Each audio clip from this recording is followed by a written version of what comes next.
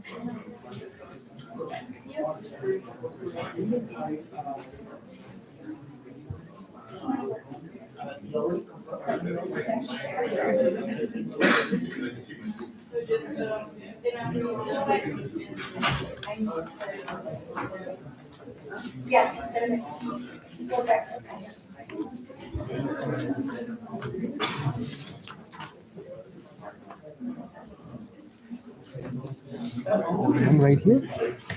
Hello. Mona.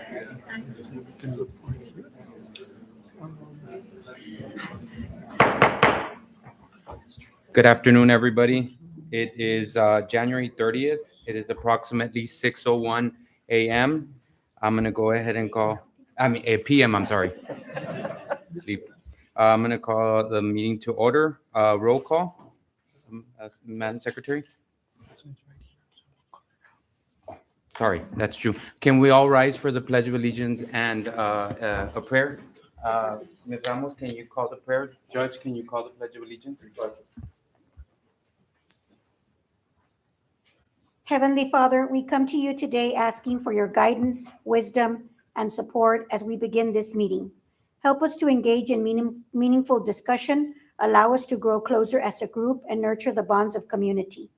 Fill us with your grace, Lord God, as we make decisions that might affect the students, staff, faculty, alumni, and friends of Laredo College. And continue to remind us that all that we do here today, all that we accomplish, is for the pursuit of truth, for the greater glory of you, and for the service of humanity. We ask these things in your name. Amen. Amen. Sorry. I pledge allegiance To the flag of the United States of America and to the republic for which it stands, one nation, under God, indivisible, with liberty and justice for all. Thank you. Thank you, Ms. Ramos. Thank you, Judge Martinez. Roll call, please. Yes, sir. Esteban Rangel, Present. Ernestina Tita Cantuvela. Here. Jackie Leven Ramos, present. Erica Benavides Garcia. Present. Cindy Liendo. Present. Mercurio Martinez Jr. Present. Adriana Alexander, absent. Lizzie Newsom. Present. Karina Elizondo, absent. Chairperson, you have a quorum, sir. Thank you. Item number 3, approval of the minutes of the regular monthly board meeting for December 5th. So move. Second. Have a motion from Ms. Ramos, second from Ms. Liendo. All in favor? Aye. Motion passes. Thank you. Item number 4, public testimony. Madam Secretary, do you want to read do we have a? Okay, no testimonies right now. Item number 5, just for the record, I'm going to go ahead and mention, we had discussed this with Dr. Ramirez. We're going to try something a little bit different this time around for the recognitions. I'm going to ask all my colleagues to stand in the front, and we're going to go ahead and allow our MC, Mr.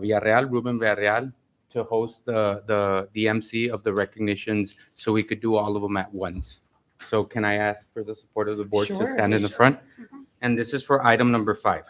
5A, 5A, 5B, and 5C. Thank you.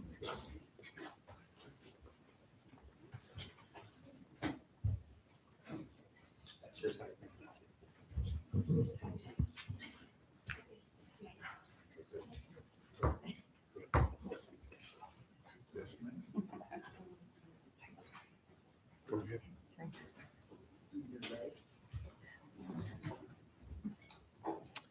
All right, good evening, Board President Rangel, esteemed members of the Board of Trustees, Dr. Ramirez, Vice Presidents, faculty, staff, and distinguished guests. My name is Ruben Villarreal, Public Information Officer for Laredo College. It is my privilege to present today's recognitions and introduce new hires and acknowledge employees who were recently promoted. We begin with agenda item 5A, Texas Higher Education Coordinating Board 2024 Star Award recipient for Workforce Development Continuing Education Department. The Texas Higher Education Coordinating Board celebrates outstanding institutional contributions to a talent-strong Texas. This is a prestigious state award where both colleges and universities compete for such awards. For the first time in Laredo College history, the Continuing Education Department under the Division of Academic Affairs was accepted to apply and was granted the Star Award for the category of Workforce Development.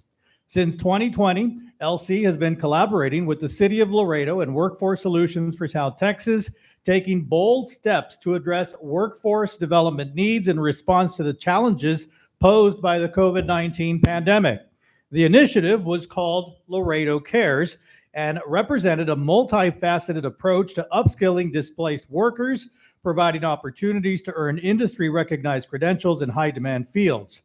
Through short-term training programs, we have equipped over 2,500 individuals with the tools necessary to re-enter the workforce and secure stable, high-paying jobs. The following individuals, yes. The following individuals assisted with providing the support of enrolling, advising, and assisting our students in the continuing ed program. As I call your name, please come up to the front, and if I can just ask everyone to please hold your applause until after I name everybody. Dr. Marisela Rodriguez Tijerina and Dr. Heriberto Hernandez, Sandra Cortez, Brenda Martinez, Melissa D. Santos, Graciela Perez, Rina Benavides, Miguel E. Flores, Claudia Hernandez, Anisa Valdez, Cira N. Esteves de Hernandez, Eduardo Rangel, and Elvira Moreno.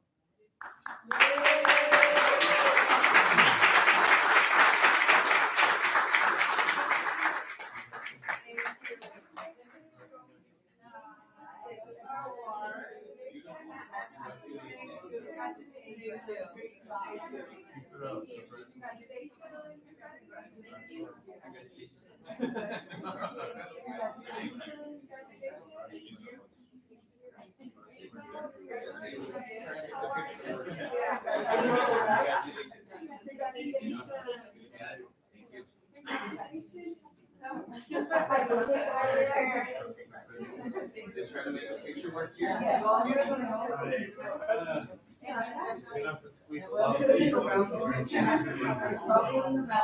Rita. And I have Valdez. Valdez. Valdez. Graciela. Graciela. Graciela.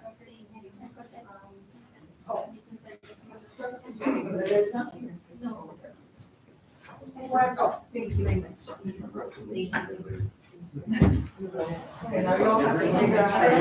Your certificate outward. Right up.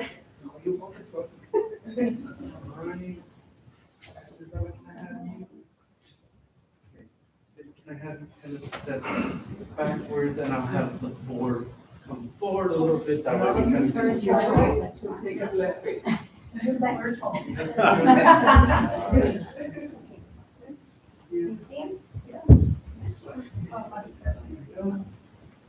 we go. Okay, can see everyone. 3, 2, 1. 3, 2. We got it. Congratulations once again.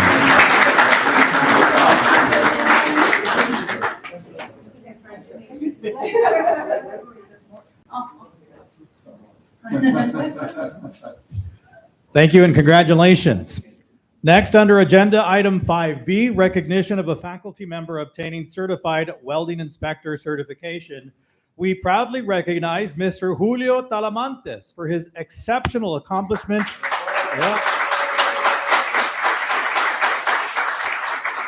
He attained the prestigious Certified Welding Inspector, the CWI credential. It's a testament to his dedication, expertise, and commitment to excellence in the field of welding. Earning the CWI certification requires a deep understanding of welding principles, rigorous knowledge of codes and standards, and the ability to uphold the highest quality and safety standards.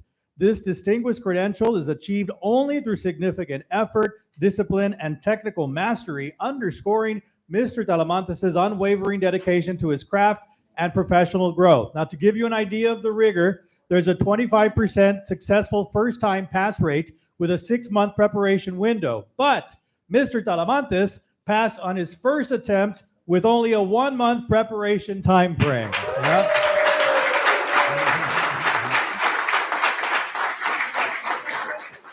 By having a certified welding inspector on staff, Laredo College will now be able to credential welding students with American Welding Society specialized certifications. Laredo College will also now be able to offer these American Welding Society certifications to industry, creating a possible revenue stream for the college. This is also possible due to the recently approved welding facility modifications and improvements. Mr. Talamantes, your hard work, persistence, and mastery of complex technical and practical skill set is a tremendous asset to our welding students and to Laredo College. We commend your accomplishment and celebrate your continued contributions to advancing excellence in our welding program. Congratulations on this well-earned recognition.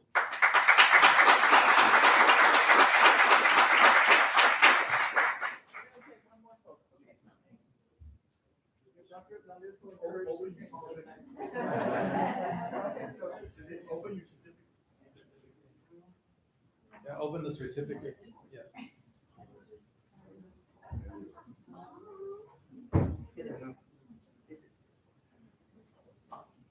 There you go. 3, 2, 1.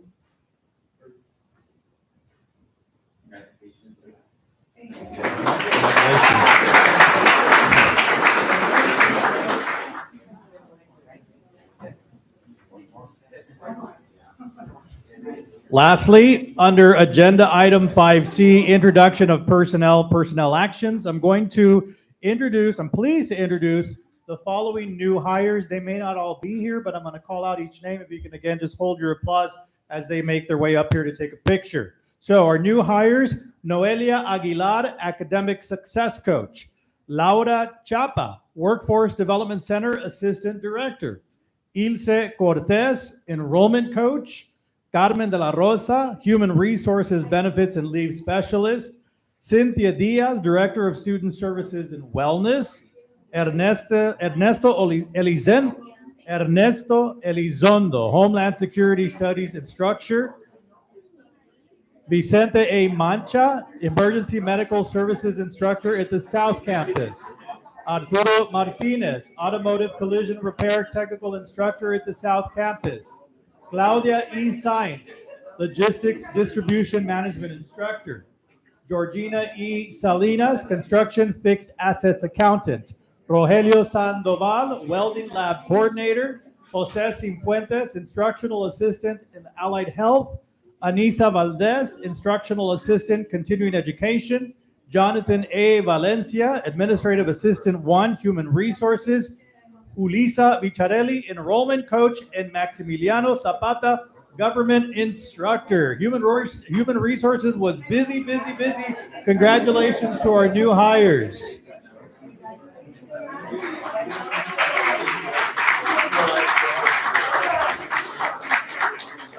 We do also have a couple of promotions to announce.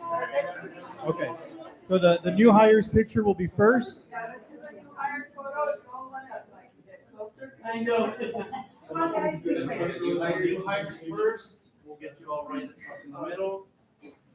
Move your guys, guys. Where are we going? Either way, well, we need the well, so come on. All right. No tengas miedo, tengamos miedo. Amor, viejo. If you're ready, to the back. Yes. There we go. There you are. Come over right there. Yes. Great. Stand right over here. And then I'll have you guys stand on your step right here. Yes, left. And there you go. One thing, step forward. There we go. There we go. Make sure I get everyone. 3, 2, 1. Can we just check real quick just to make sure I didn't lose anyone? You got everyone? Just eyes open at 3. No reason. No reason. 3, 2, 1. 3, 2, 1. You got it.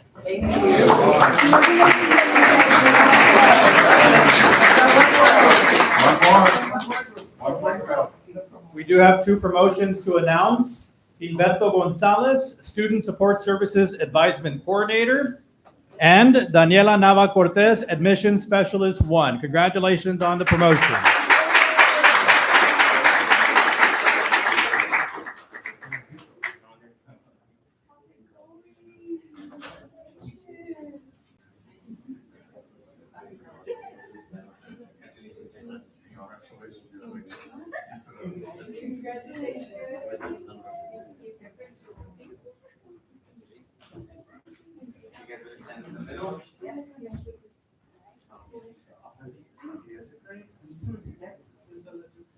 There we go. Perfect. 3, 2, 1. 3, 2. Yeah.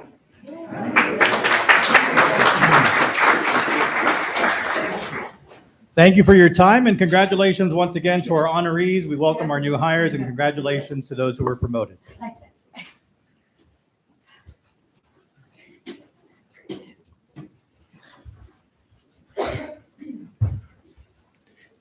Thank you. That was item number 5, 5A, 5B, 5C. First of all, on behalf of the board, congratulations to everybody. Great job and keep up the great work. Madam Secretary? Mr. President, I'd like to recognize Ms. Karina Elizondo as present at our meeting. Thank you, ma'am. Item number 6, Faculty Senate Report, Dr. Martinez. Dr. Martinez had no Items? report today, and he's not here. Thank you. Thank you. Item number 7, Laredo College Student Government Association Report, Ms. Ballesteros.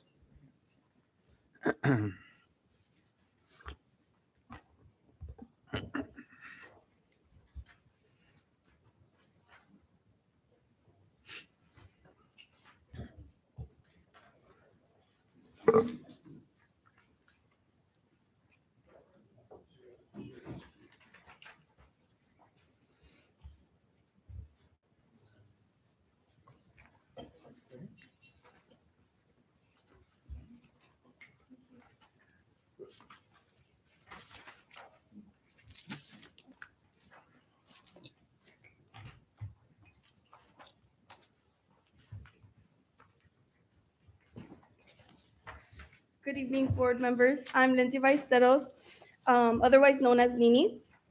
I'm very honored to stand here before you and hold my new title as student body president.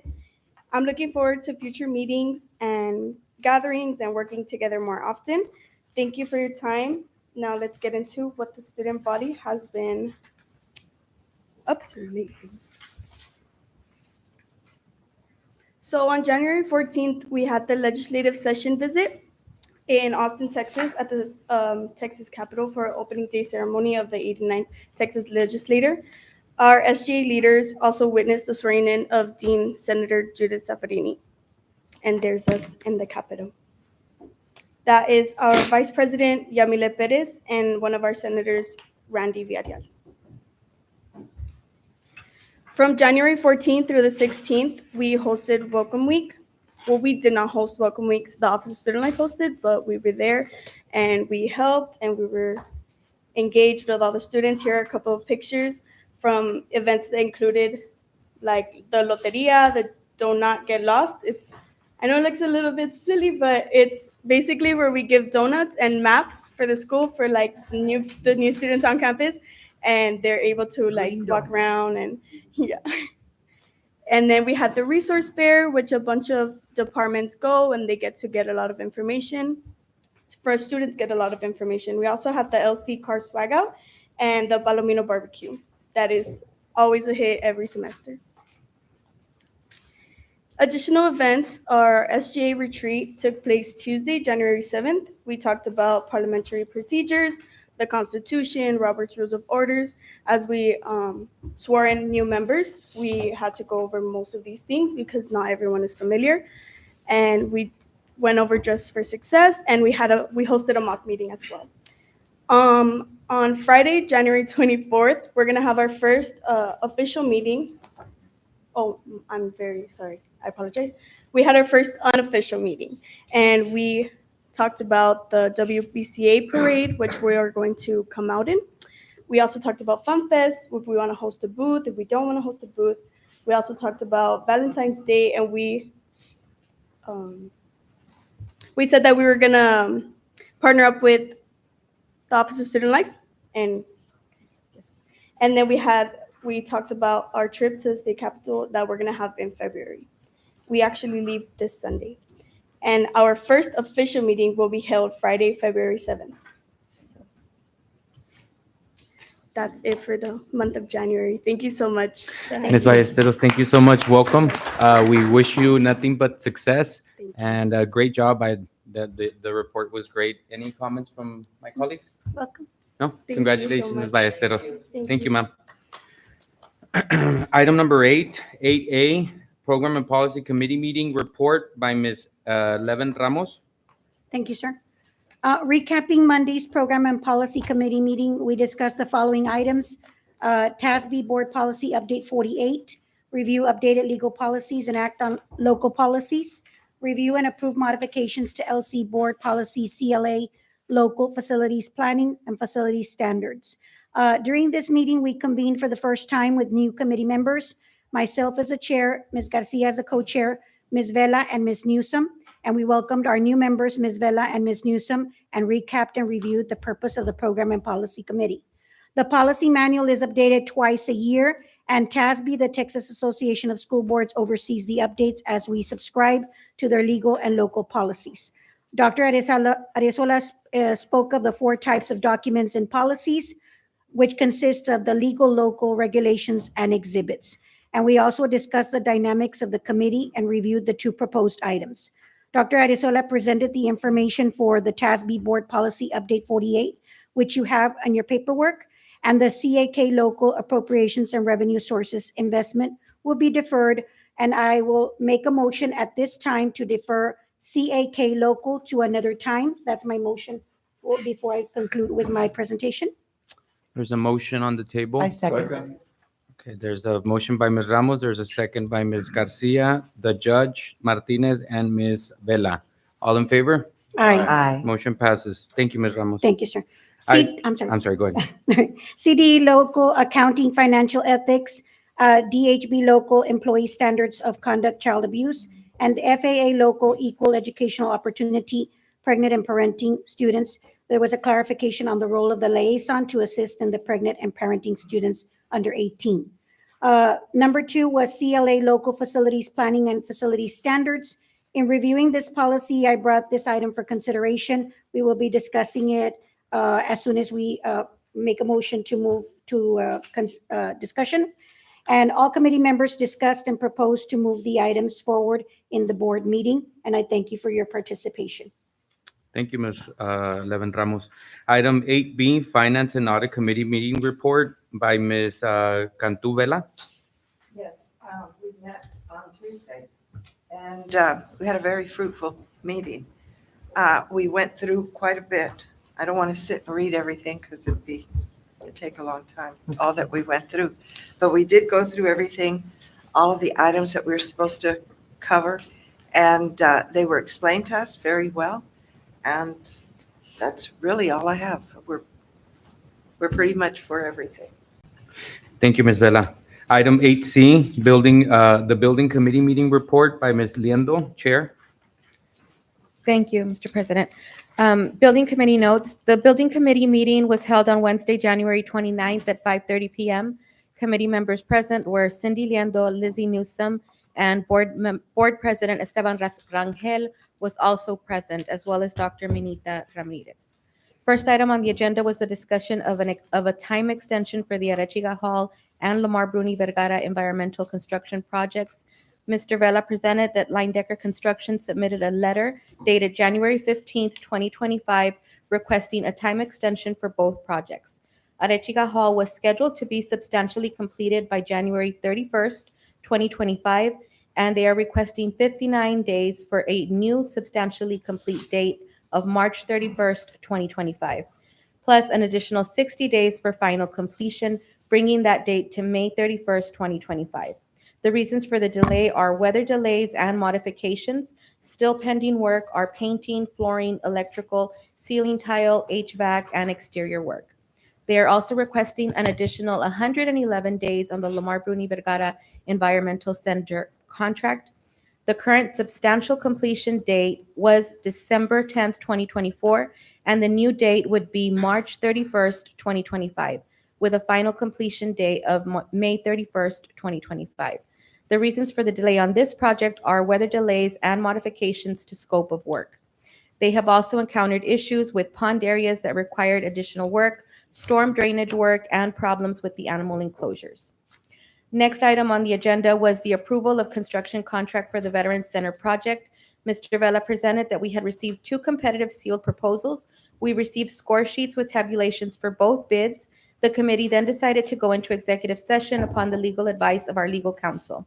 Upon returning from executive session, the committee requested detailed tabulation sheets with actual scores for each criteria. We also brought up the fact that we are concerned the recent executive order pausing federal funding for certain items might affect the Veterans Center project. The committee brought up representatives from both companies and asked if we could get an extension or hold on the price for 60 days after we approve a contract until we know if this project will continue to be funded. Both agreed, and we recommended that any motion to approve a contract tonight be worded to stipulate that the awarding of said contract is contingent on funding. The next item on the agenda was the approval of construction contract for demolition of P7 and 8 and the West Annex buildings. Mr. Vela presented and mentioned that 2 bids had been submitted, tabulation sheets were presented, and we asked for detailed tabulation sheets on this project as well. Just as a point of information, this particular project is not grant funded. It comes from deferred maintenance. This project was initially funded for $250,000, but both proposals came in higher. We will need to find the funding to cover the additional cost after selecting the contractor. The final item that we discussed was a construction project update by Mr. Homer Bice and Mr. Huicho Tijerina. Mr. Bice went over the current projects, which include 2 in the south, 5 at Fort McIntosh, and some other facility improvement projects. He shared some photos, and Mr. Tijerina then presented on the physical plant projects for both main and south campus. They are currently working on a wide range of projects that include remodeling of restrooms, replacing light fixtures and damaged electrical wires, replacing water heaters and chiller lines, replacing signage, repainting and repairing wood fixtures on various buildings, power washing windows and walls, window sill repairs, fire panel upgrades, and a lot of work to prevent further deterioration on our buildings. So it was a great meeting, and thank you for the opportunity to chair it, Mr. President. Our meeting was then adjourned. This concludes my recap of the building committee meeting. Thank Mr. you, President, President. I move that we approve the Program Policy Committee report, the Finance and Audit Committee report, as well as the Building Committee report. I have a motion by Judge Martinez. A second by Ms. Garcia. All in- I would like to make an amendment. Not yet. Okay. I have a motion, a second, all in favor? Aye. Motion passes. Thank you. Item nine, consent agenda. Madam Secretary, please. Mr. Chairman, I'd like to make a motion to move the following items to discussion and possible action. 9L, resolution requesting that the Laredo College Board of Trustees approves the submission of a grant application by the Laredo College Grants Office to the State of Texas, Office of the Governor, Public Safety Office for the 24-25 Operation Stone Garden Project for a total of $78,300 in funding. 9N, approval of time extension for Arechiga Hall and Lamar Bruni Vergara Environmental Construction Projects. 9P, review and approve modifications to LC Board Policy CLA Local, Facilities Planning, Facilities Standards. I have a motion by Ms. Ramos. Is there a second? Second. I have a second by Ms. Liendo. All in favor? Aye. Okay, motion passes. Item nine, consent agenda. Do I have a motion for it? Yes. Is there, I need a motion. I make a motion. Okay, there's a motion to approve 9A, 9B. Yes? Rusty, go ahead, Mr. Mr. President and board members, there are two items on the consent agenda that have essentially what you call need a clarification. There's some words on there Okay, that we need to revise. It doesn't change the subject matter that you're going to discuss, but Mr. Vela, I would like to point those Mr. out Vela, you want to go ahead? before and- it's approved. Yes, sir. Mr. Board President, members of the board, Cesar Vela, VP of Finance and Administration for the record. On item 9B, that item should read November 2024 quarterly investment report, not November 2024 financial report. Okay, And then item 9F should read approval for purchase of 5 ultrasound machines, not 2. These items have been reviewed at the Finance and Audit Committee meeting. thank you. I have that amendment on the consent agenda. Is there a motion to approve the rest of the items? I so moved. Okay, so motion to approve 9A, 9B, 9C, 9D, 9E, 9F, 9G, 9H, 9I, 9J, 9K, correct? 9M, I'm sorry, 9M 9O. and 9O, correct? Correct. Okay, I have a motion by Ms. Ramos. I'll second. I have a second by Ms. Vela. All in favor? Aye. Motion passes. Thank you. Item 10, discussion and possible action. 10A, 10-year recommendation for consideration and approval by Laredo College Board of Trustees. Dr. Tijerina. You could. I'm sorry. I think you want to take if I may, you may want to take your items that you pulled out of the Oh, that's 9 true. We have to go ahead and, first. yes, I 9L. apologize for that. 9L, Madam Secretary, there's a resolution that needs to be read. Yes. I apologize. Ready? for that. Yes, ma'am. Okay. Read the item. Read the item. Oh, 9L, resolution requesting that the Laredo College Board of Trustees approves the submission of a grant application by the Laredo College Grants Office to the State of Texas, Office of the Governor, Public Safety Office for the 24-25 Operation Stone Garden Project for a total of $78,300 in funding. The resolution reads as follows. Whereas Laredo College finds it in the best interest of the citizens of Laredo and South Texas that the Laredo College Police Department participate in Operation Stone Garden Project from fiscal year 2024 to 2027. And whereas the Laredo College Board of Trustees approves the submission of a grant application by the Laredo College Grants Office in the amount of $78,330 to the State of Texas Office of the Governor, Public Safety Office for the 2024 through the 2027 Operation Stone Garden Grant under the following funding programs. Fiscal year 2024 through 2027, Operation Stone Garden Grant Program, State of Texas, e-grants, application 5044901. Whereas Laredo College agrees to provide applicable matching funds when required for the said project, but no matching funds are required for this grant application as noted by program guidelines. Whereas Laredo College agrees that in the event of loss or misuse of the State of Texas Office of the Governor funds, Laredo College assures that the funds will be returned to the Office of the Governor in full. Whereas Laredo College designates Dr. Minita Ramirez, president, as the grantee's authorized official. The authorized official is given the power to apply for, accept, reject, alter, or terminate the grants on behalf of the applicant agency.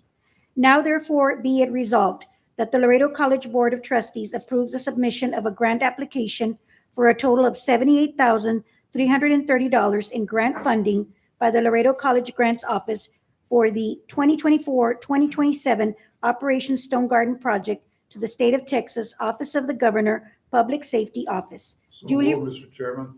Duly resolved by the Board of Trustees of Laredo College on the 30th day of January 2025. Thank you. There's a motion by Judge Second. Martinez. There's a second by Ms. Liendo. All in favor? Aye. Motion passes. Thank you. Item 9N, I believe 9M, I have Ms. Liendo that has a comment on this. Ms. Liendo, would you like to read the item and your Yes, comment? Mr. President. Approval of time extension for Arechiga Hall and Lamar Bruni Vergara environmental construction projects. As discussed at the building committee meeting, we did speak to the contractor, and he did say that they have two different teams working on the projects, and so they don't see any trouble in finishing by the new date. However, we do want to put it on the record that we do have the right to exercise penalties if it is not completed in time. So we just want to put that reminder out there and on the record. Yes, ma'am. And I Is do there- move for approval of the time extension. I have a motion by Ms. Liendo. I have a second by Ms. Benavides. All in favor? Aye. Motion passes. Thank you. Item 9P, Madam Secretary. Review and approve the modifications to LC Board Policy CLA Local Facilities Planning Facilities Standards. In reviewing this policy, I brought this item for consideration. It includes the removal of a sentence in the section entitled Naming of College District Facilities that reads as follows. Facilities shall include all structures, include new buildings and existing unnamed buildings, as well as streets, walkways, fields, and other areas of the college district as repetitive and to be removed. I believe you have a copy of the CLA local of the proposed changes that we are bringing to the board. On the section entitled Plaques on New or Remodeled College District Facilities, I propose we modify the policy by including the board members and the president of the college that approved the modification, remodeling, new building, and those that currently sit on the board when the plaques are approved for presentation. In addition, I also propose that we place the date of decision on the plaque. Item number 1 will be placed, of course, we already did consent agenda, while item number 2, this is the one that we're talking about. And so I bring this to the board for those proposed changes for CLA local, facilities planning, and facilities standards. Any questions? I'll be glad to answer or assist in clarification. I so move that we accept. Okay, I have a motion by Ms. Benavides I'll to second. approve. I I'll have a second by Ms. Vela. All in favor? Is there any Aye. questions? No? Aye. Oh, motion passes. Thank you. Thank you. Okay, now we go to item 10, discussion and possible action. Item 10A, 10-year recommendation for consideration and approval by the Laredo College Board of Trustees. Dr. Tijerina, please. Marisela Rodriguez Tijerina, Provost Vice President of Academic Affairs. Good evening, board members, Mr. President, administration, Dr. Minita, and guests. It is my honor to present to you the 4 candidates that passed through the tenure process. They submitted their portfolios as per DCB local. They have committed to the college for over 5 years with lots of achievements, good evaluations, lots of professional development activities, and extracurricular involvement. And this year, it is my pleasure to announce the 4. As I call their names, I do ask them to come stand next to me. Omelia Marin unfortunately could not be here tonight. She is presenting at a conference tonight So she was needed since she's the presenter, but I still want to call out her biography. She's a librarian. She has a master's of information science from TAMU, master of library science from Texas Women's University, a bachelor of science from TAMU, associate of arts from LCC. She has over 11 years in library roles and served as the information literacy librarian and library information specialist. So very proud.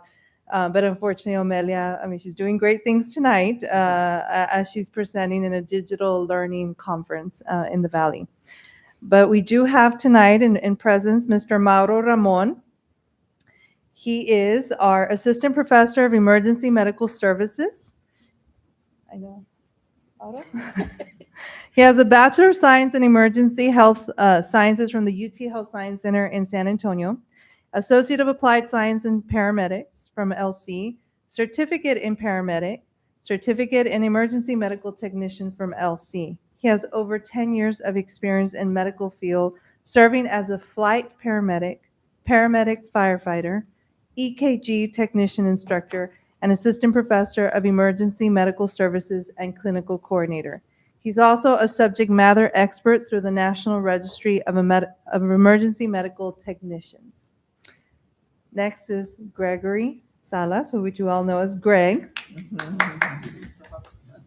Also, an assistant director of emergency medical services. He has a Bachelor of Science in Emergency Health Services, also from the UT Health Science Center in San Antonio, an Associate of Applied Science in Paramedic, Certificate in Paramedic, Certificate in Advanced Emergency Medical Technician, Certificate in Emergency Medical Technician, and an Associate of Applied Science in Network and Cybersecurity, all from Laredo College. Over 5 years of professional experience as an emergency medical technician, paramedic, patient care, EKG technician, instructor, as an associate professor of the EMS, and infection control officer. He's also a subject matter expert through the National Registry of Emergency Medical Technicians. And last but not least, we have Ignacio Silva, Jr., who is an assistant professor of computer information systems.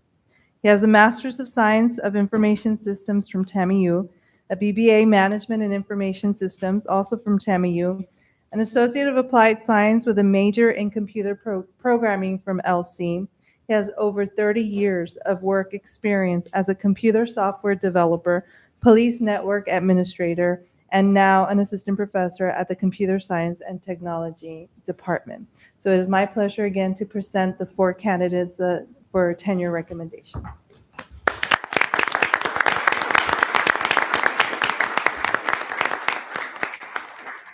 Chair recognizes Ms. Ramos. Mr. Chairman, I'd like to make a motion to accept the tenure recommendations for consideration and approval by the board for Omelia Marin, Mauro Ramon Jr., Gregorio Salas, and Ignacio Silva Jr. I have a motion by Ms. Ramos, and I have a second by Judge Martinez. All in favor? Aye. Motion passes. Thank you. Congratulations. Congratulations, guys. You want to congratulate us? You want a picture? Should we take a picture, Doctor? I know. Or do we just stand back here? Yeah, we can stand here. They can stand. We could stand here.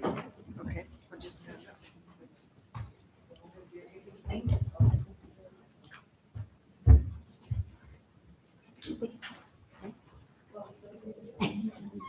No, you'll be fine. You'll be fine. I do right here. I know. So then let's go play. That's all right. Let's go. There are. That's fine. We have to. I told them. I'm sorry. I told them. Congratulations. Awesome. Congratulations.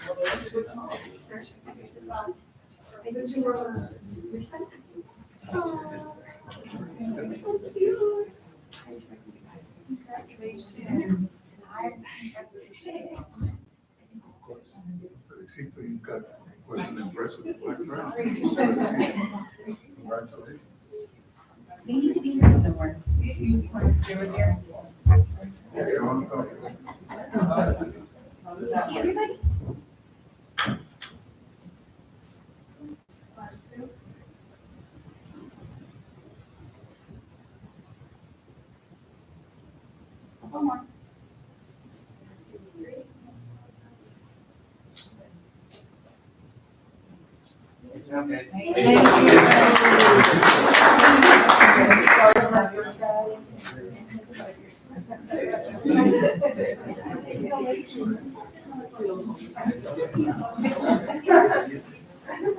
Cindy.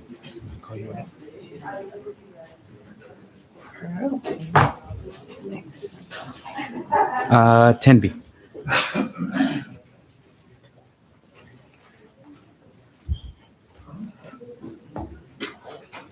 Okay, thank you all. Congratulations for those of you that got the tenure. Item 10B, approval of construction contract for the Veterans Center project, Mr. Cesar Vela. And I'm going to go ahead and allow Ms. Liendo to chime in, being that she chairs the committee for building, to give us a little bit of feedback on that item. Mr. Vela? Good evening, Mr. Chairman, members of the board, Dr. Ramirez, Cesar Vela, VP of Finance and Administration for the record. This next item, we are requesting approval for the construction project for the Veterans Center. We issued out a request for competitive seal proposals. We received, as was mentioned at the building committee, we received 2 bids. The bids were reviewed by an evaluation committee. We have provided copies of the tally sheet and the tabulation as requested by the building committee with the detailed breakdown of score by evaluation item. And if I may, I'll go ahead and read the results. Or are there any questions before we proceed? Okay, recognizing Ms. Elizondo. Sorry, ma'am. Mr. Vela, how was this advertised? How did potential vendors get notified of this opportunity? Yes, so we advertised, we placed the request on our website under the purchasing department's website. We also announced it on the newspaper. Great. And we also placed it on the state of Texas website. There's a section there for us to advertise requests for proposals. So it was advertised in those three Great. areas. Thank you. And just for the record, Mr. Vela, correct me if I'm wrong, there were only 2 bids that were submitted, correct? That is correct. Okay. Ms. Liendo? Mr. President, I move that the Laredo College Board of Trustees awards a construction contract to Line-Decker Construction of Texas for the construction of the Veterans Center project under the following conditions. The construction contract is contingent on the Laredo College receiving federal grant funds in the amount of $1.4 million within 60 days from the date this motion passes. The Board of Trustees reserves the sole right to decide within 60 days from the date of this motion passes to not proceed with the Veterans Center project. Line-Decker Construction of Texas must agree to hold all prices listed in its construction proposal for 60 days from the date this motion passes, and the board delegates authority to the college president to finalize and execute a construction contract with Line-Decker Construction of Texas in accordance with the terms of this motion. Second. I have a motion by Ms. Liendo, and I have a second by Ms. Ramos. Any questions? Comments? No. Ms. Elizondo? What do you mean we have 60 days to? Do you want me to? Do you- do you want me Go to- ahead, go ahead, Dr. Ramirez. Chair Okay, recognizes Dr. Ramirez. so as you all are aware, there's been some recent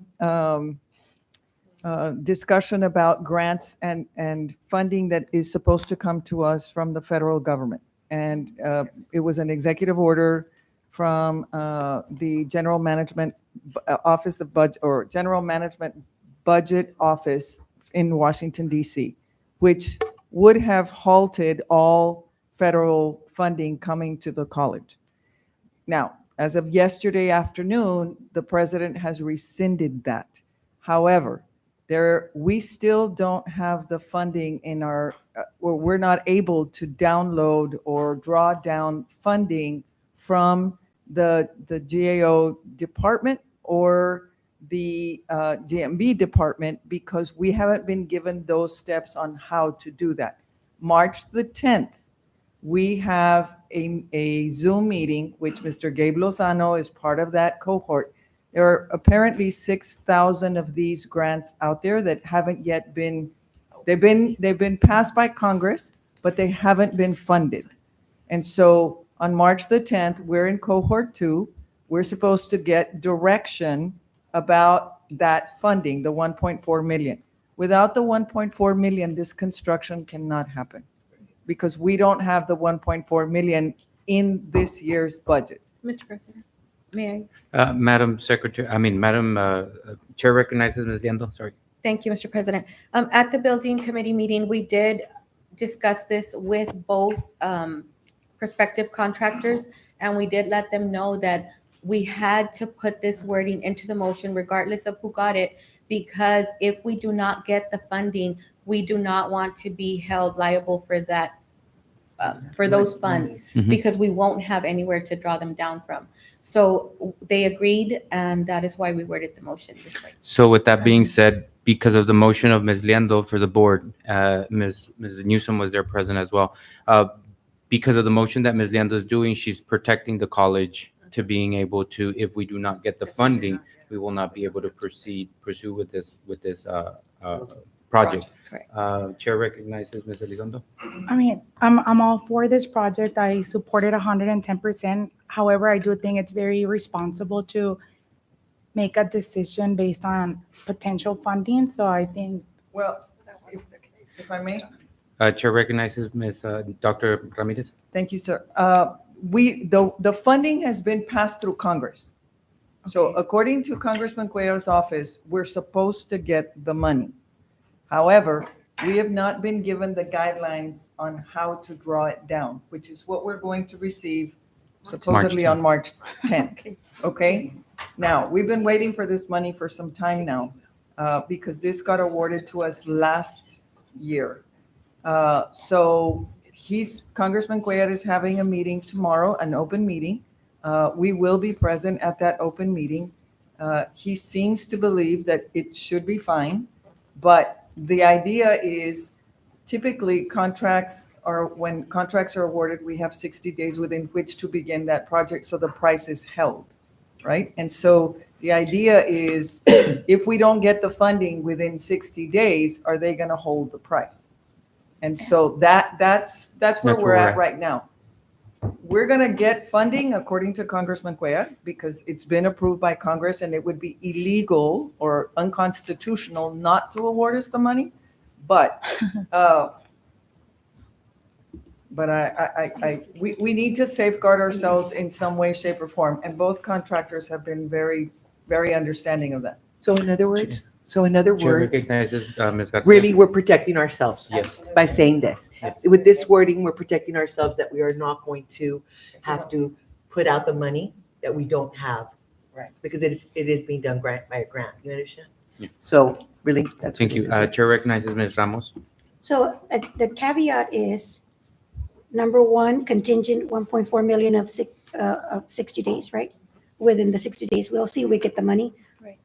Get the money is meaning dry. Well, Like- we've gotten the money. Yes, but I'm sorry, to sir. be able It's to okay. draw the money, right? We've gotten the money. It's been awarded. We have a letter that says we got $1.4 million given to us by Congress. The question is, how do we draw it down? Right, correct. Okay, thank you. That's Reserve the right to not proceed and hold off on the prices listed for 60 days. Honestly, I think that we've been waiting a long time for this particular project. And the caveat of these 3 items will help us secure at least the beginning process. Anything can happen. We've seen it in the last 2 weeks. So many things are changing on a day-to-day basis.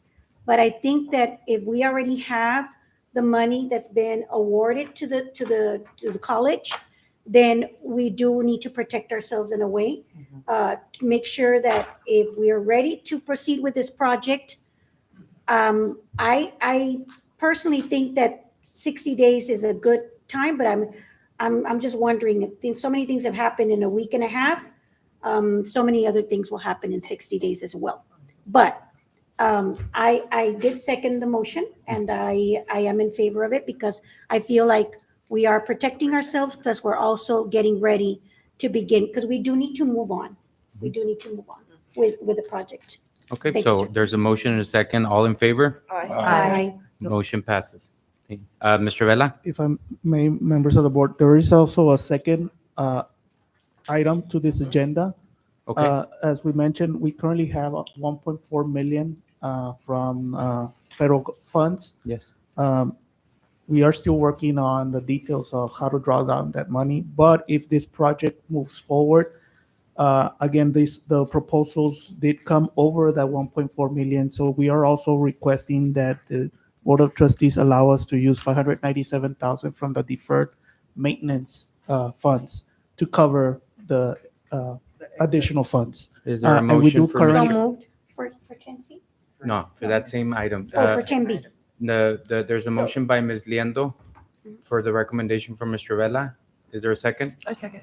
A second by Ms. Garcia. All in favor? Aye. Motion passes. Thank you, Mr. Vela. Item 10C, approval of a construction project for demolition of P7, 8, and 8 and the West Building. Mr. Cesar Vela, and I'm going to also go ahead and allow Ms. Liendo to chime in. She was the chair for that building committee meeting. Yes, members of the board. Again, we were asking that the board approve a contract for the demolition of P7 and 8 and the West Annex Building. We issued a request for competitive seal proposals, and we received 2 bids. The bids were, or the proposals were posted on our website, newspaper, and the state purchasing website. Again, we have submitted a copy of the tally sheet and the tabulation as requested by the Finance and Audit Committee. Thank you, Mr. Vela. Yeah. Ms. Liendo?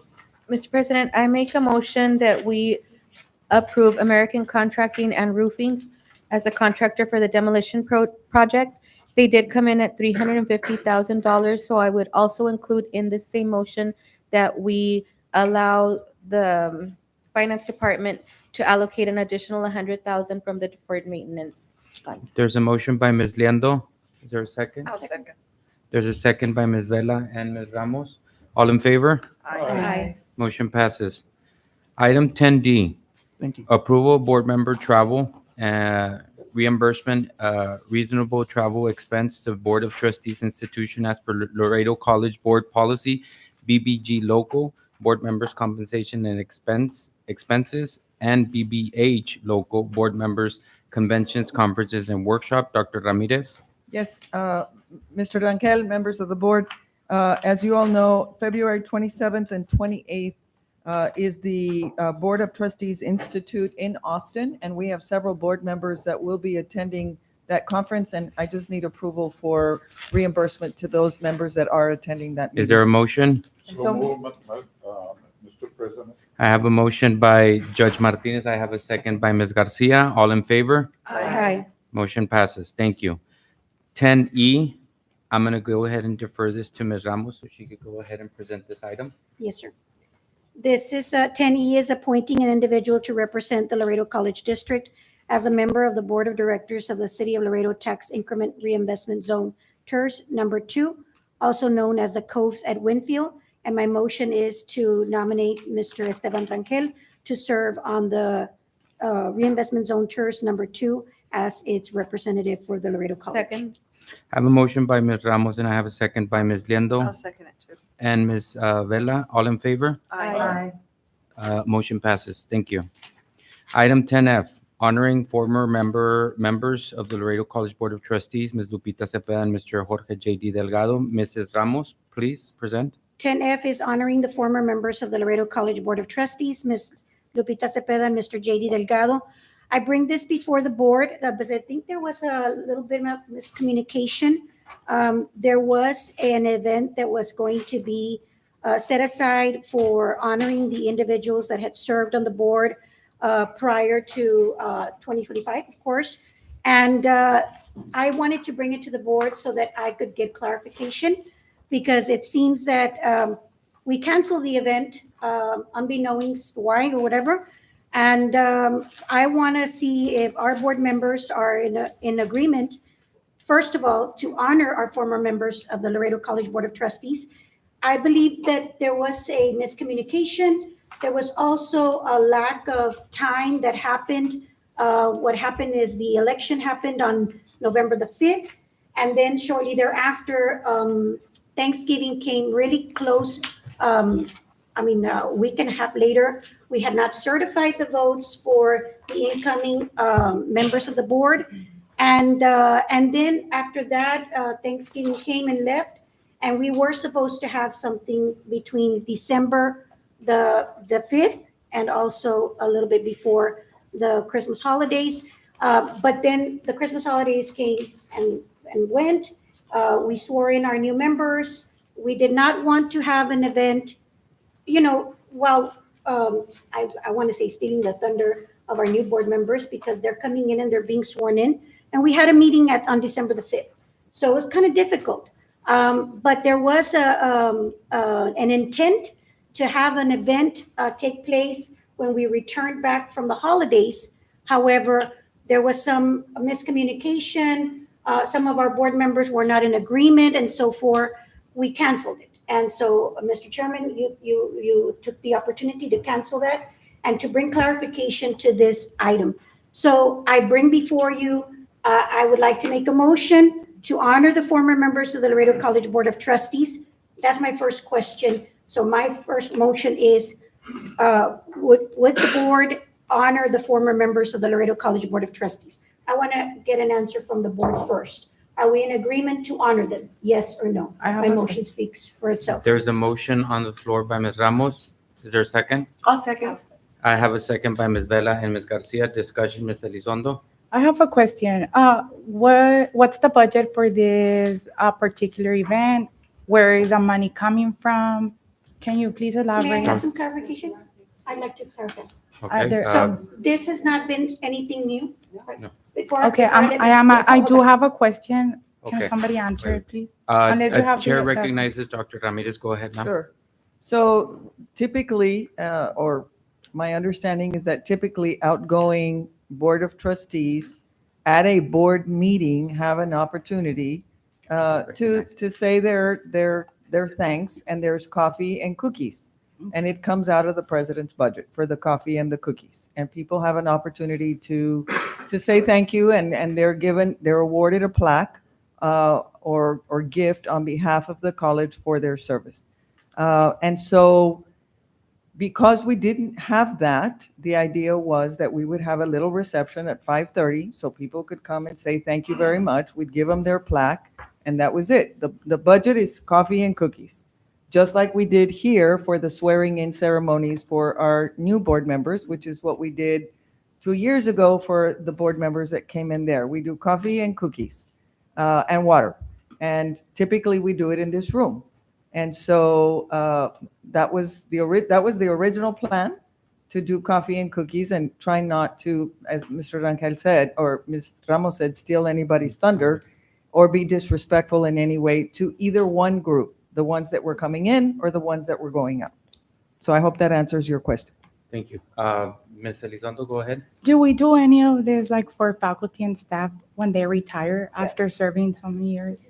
Typically, yes, it's done by the departments. The But departments, but not the depart, well, it depends. Some people don't. don't want anything. And then we have annually, we have our retirement faculty luncheon. Mhm. And we have our recognition of all of our employees. And we do a full luncheon, and HR handles that to make sure that they get their gift. They get, I think it's a clock, right, Vero? It's a Yes. clock? Yes. They get their clock with their years of service on it, and so they do get it, and it comes through HR. And so we do that annually. Chair recognizes Ms. Vela. Yes, I retired and I did get something. I did get a clock. Your And- microphone, ma'am. It's on. It's on, but it's over there.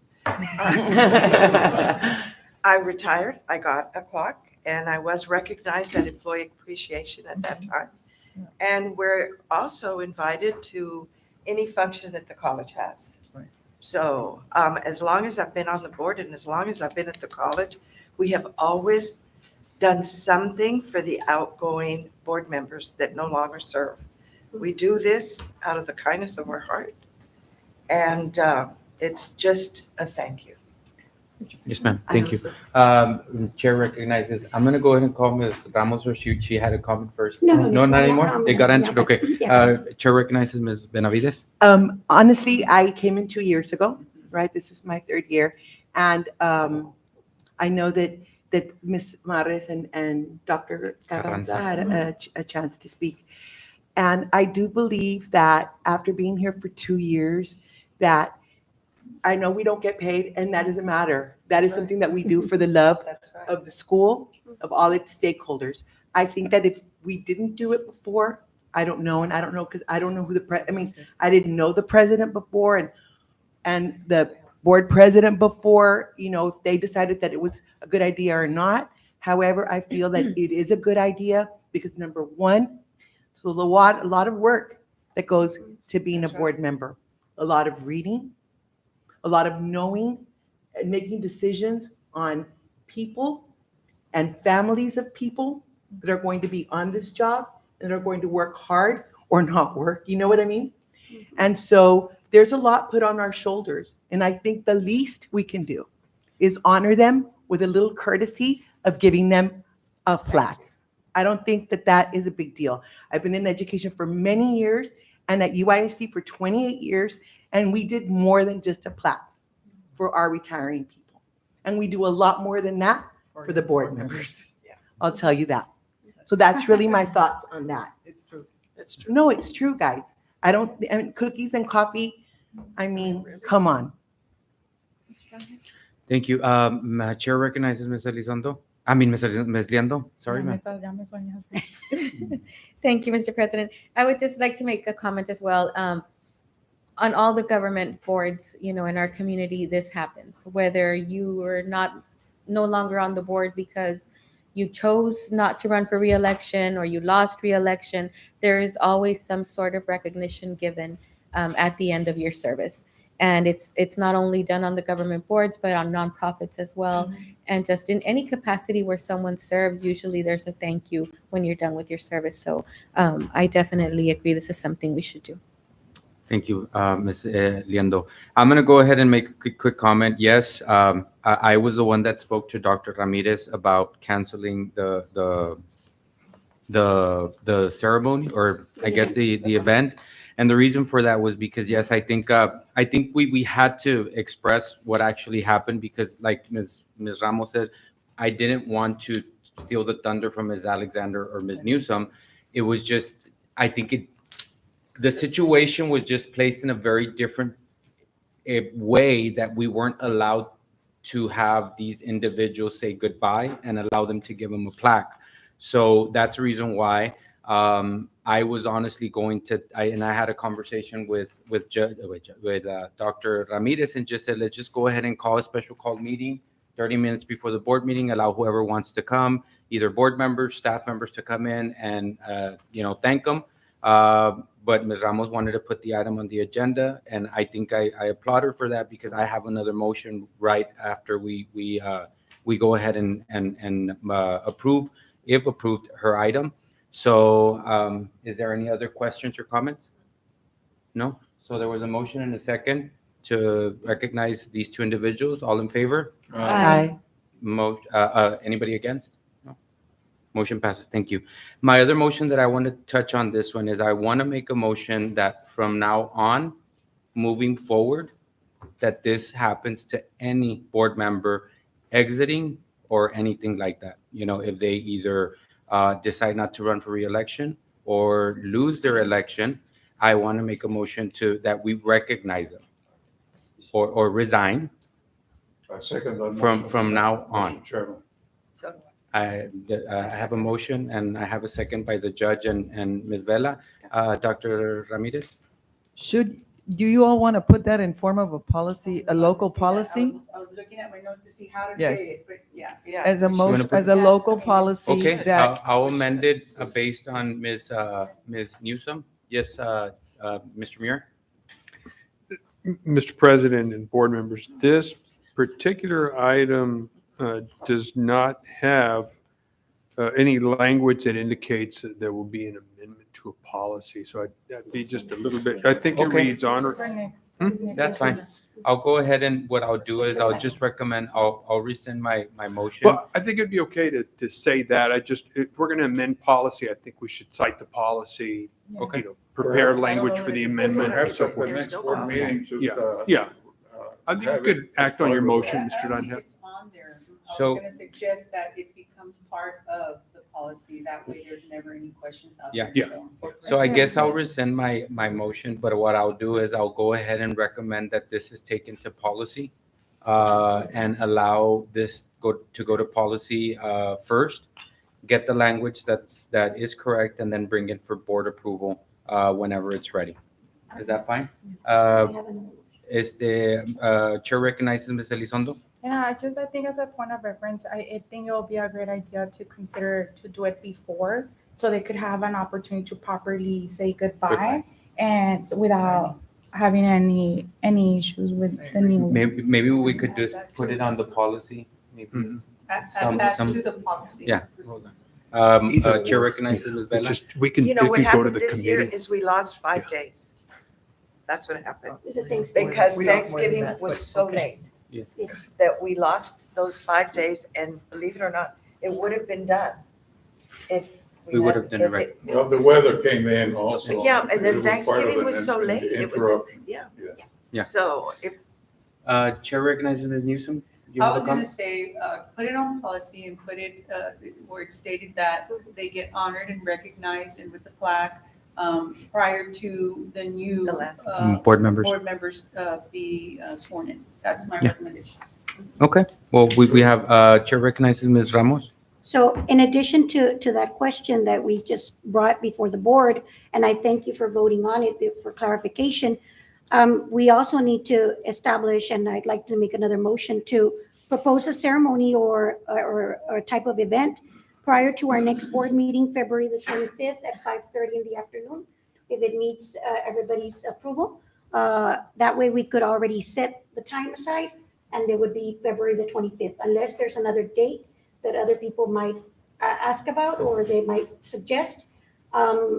As a point of clarification, we do need to make sure that we have these discussions because when there's miscommunication or a misunderstanding, then, it really hurts people's feelings because we work so hard tirelessly together with each other and with the entire faculty and staff that, we're here for just a short bit of time. And we need to respect each other most definitely. And I really appreciate that everyone chimed in and provided their opinion and their comments and stuff. So I want to make a motion, if it's okay with everybody, or if anybody has another suggestion, to propose a ceremony prior to the next board meeting, February 25th at 5:30 in the afternoon. I have a motion by Ms. Ramos. Is there a second? Second. Second by Ms. Garcia. Discussion, Ms. Elizondo. So is that's separate from the meeting, right? Yes. Yeah. Okay, so that's literally like an event and there you're gonna have cookies and Here. here. Here, yeah. The ceremony is gonna be here.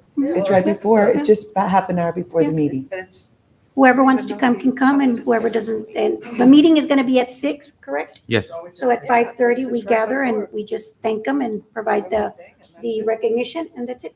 So I don't think there needs to be a quorum of the board, correct? No. Okay, Correct. thank you. Okay. So there's a motion and a second. All in favor?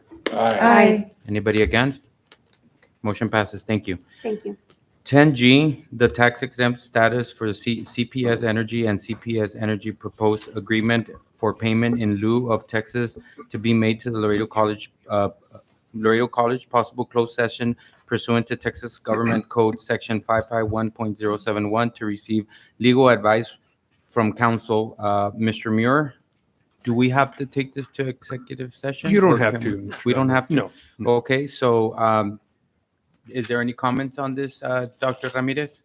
No? Rusty? He's gonna present. Okay, you're going to go ahead and present? Yes, sir, I'd be happy to discuss the item, and then Dr. Ramirez may want to chime in at any time, but this item involves a piece of property that was owned by another company that acts as a utility that was a private entity, not a governmental entity. The name, the actual business name of it was Laredo LLC. Laredo LLC sold this building to the city of San Antonio. I'm sorry, I have the deed here, and it's the grantee is the city of San Antonio, acting by and through City Public Service Board. So it is now a governmental entity, and governmental entities are exempt from being taxed. So as it turns out, we cannot levy any ad valorem taxes on that property anymore, and there's going to be a loss of revenue.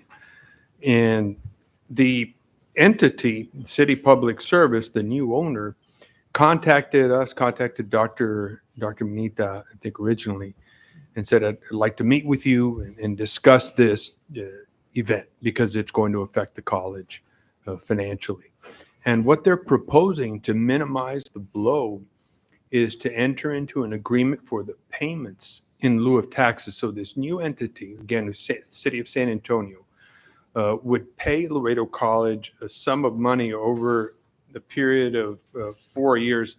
Their lawyer, so there was a Zoom call. I was present, and Dr. Minita was there as well. And then representatives from City Public Service discussed this with us. And their attorney indicated she was going to send an agreement. I did receive it yesterday.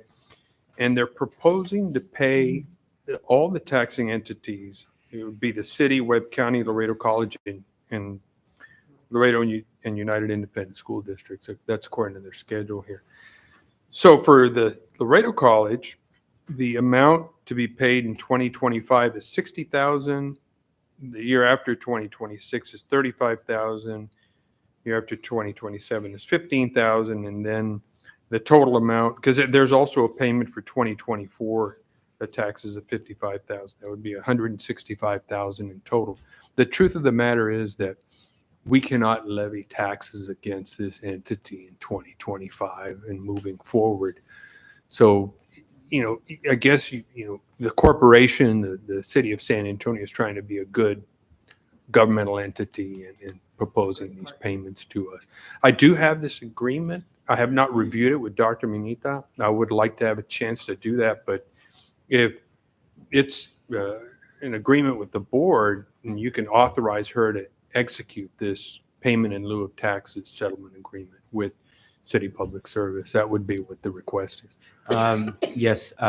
Dr. Ramirez, is there any comment? Yes, sir. They were, they're right. He's right. They're trying to be gracious partners. The energy that they're going to produce out of there was talent energy. The energy they're going to produce out of there is not going to stay in Laredo. It's for the city of San Antonio. They're looking for energy plants all over the state. They're buying them, and but once they buy them, they no longer have to pay us taxes. So they're trying to be nice and say, look, we know that this is going to affect you, so we want to, for the next 3 years, we want to give you an opportunity to work on your budget so that we don't affect you too much, and you're still going to get something from us rather than nothing. And so that's the bottom line. Thank you. Is there any questions? I do. I have a Yeah. question. The chair recognizes Ms. Benavides. On the average, Dr. Ramirez and Mr. Muir, how much would do y'all know how much we would get from them? It's about 50 some odd thousand Okay. a year. I think Mr. Vela had brought that up in the meeting. Is that right? I think, right? In that neighborhood?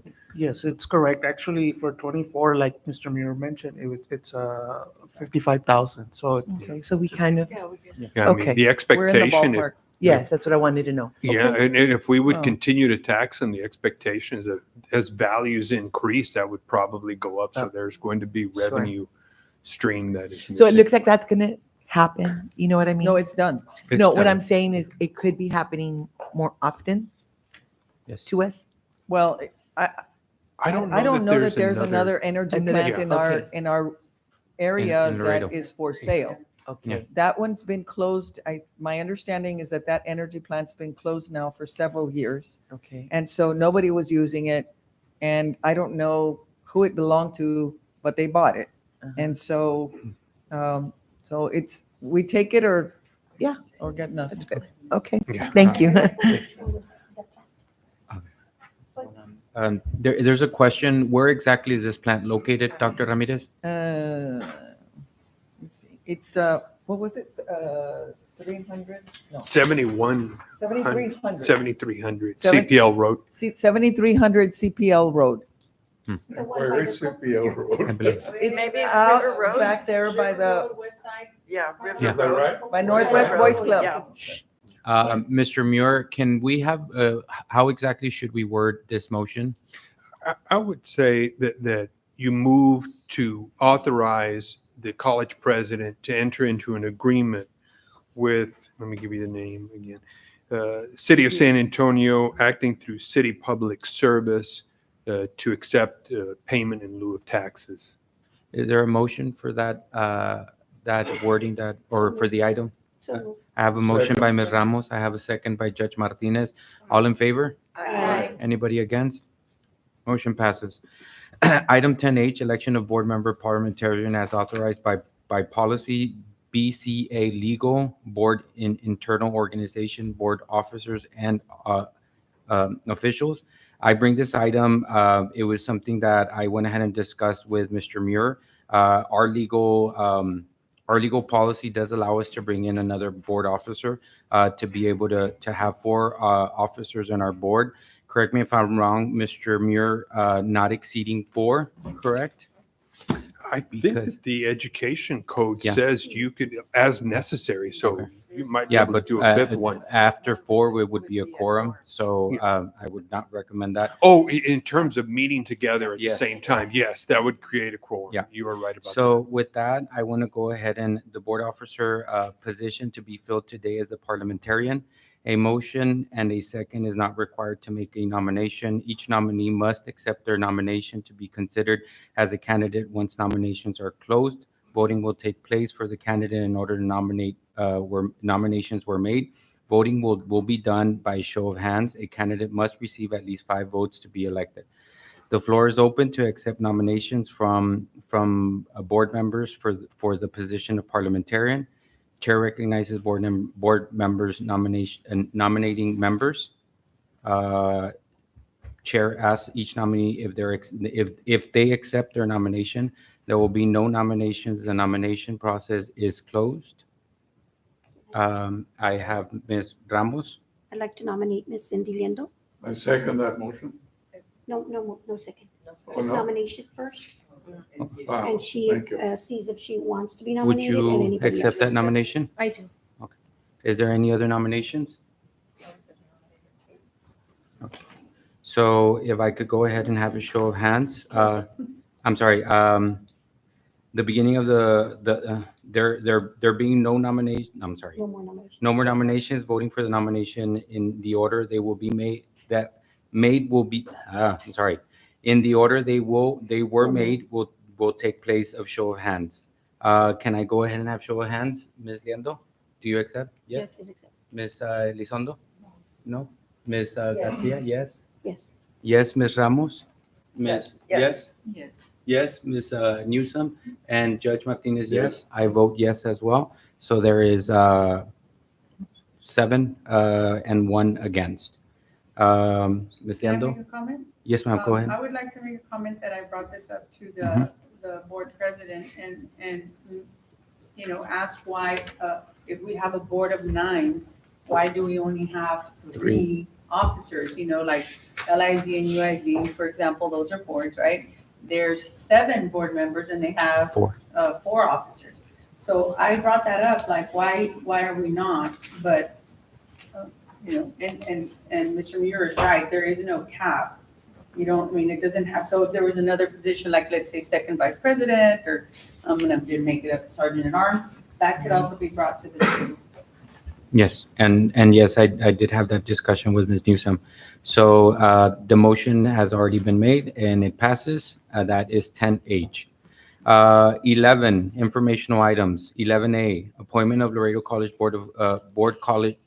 the Laredo College Board Committees. I went ahead and thank you to Ms. Elizabeth that went ahead and sent out this item. I just want to put it on record.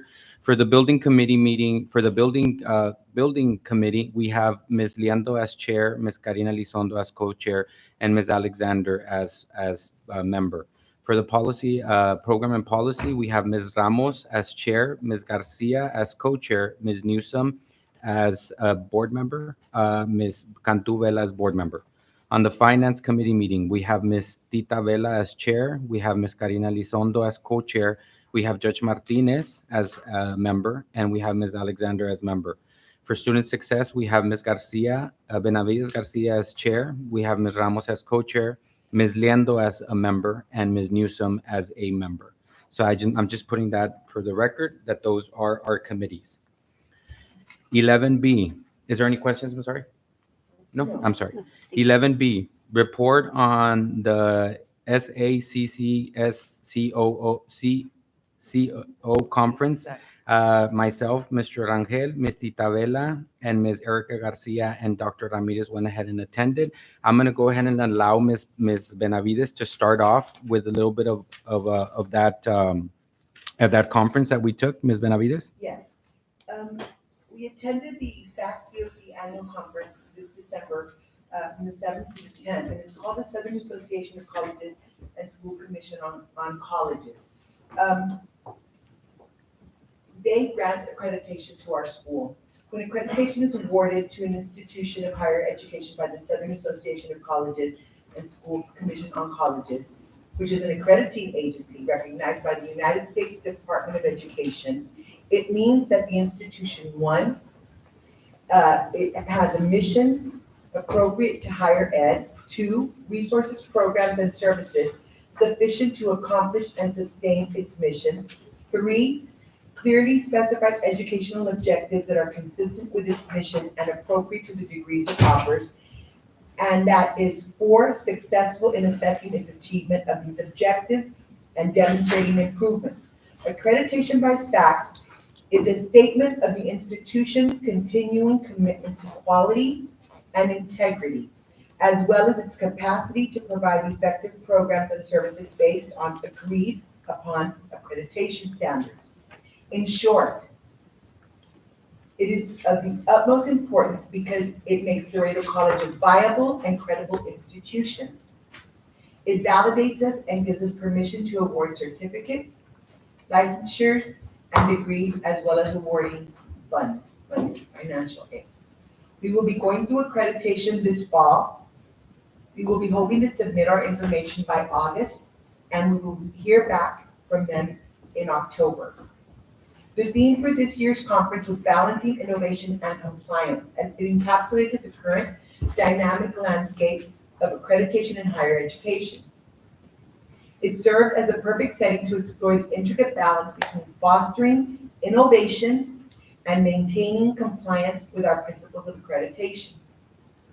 This theme invited us to delve deep into the heart of accreditation practices while navigating the evolving landscape where tradition meets transformation, and where compliance is intricately woven with the fabric of innovation.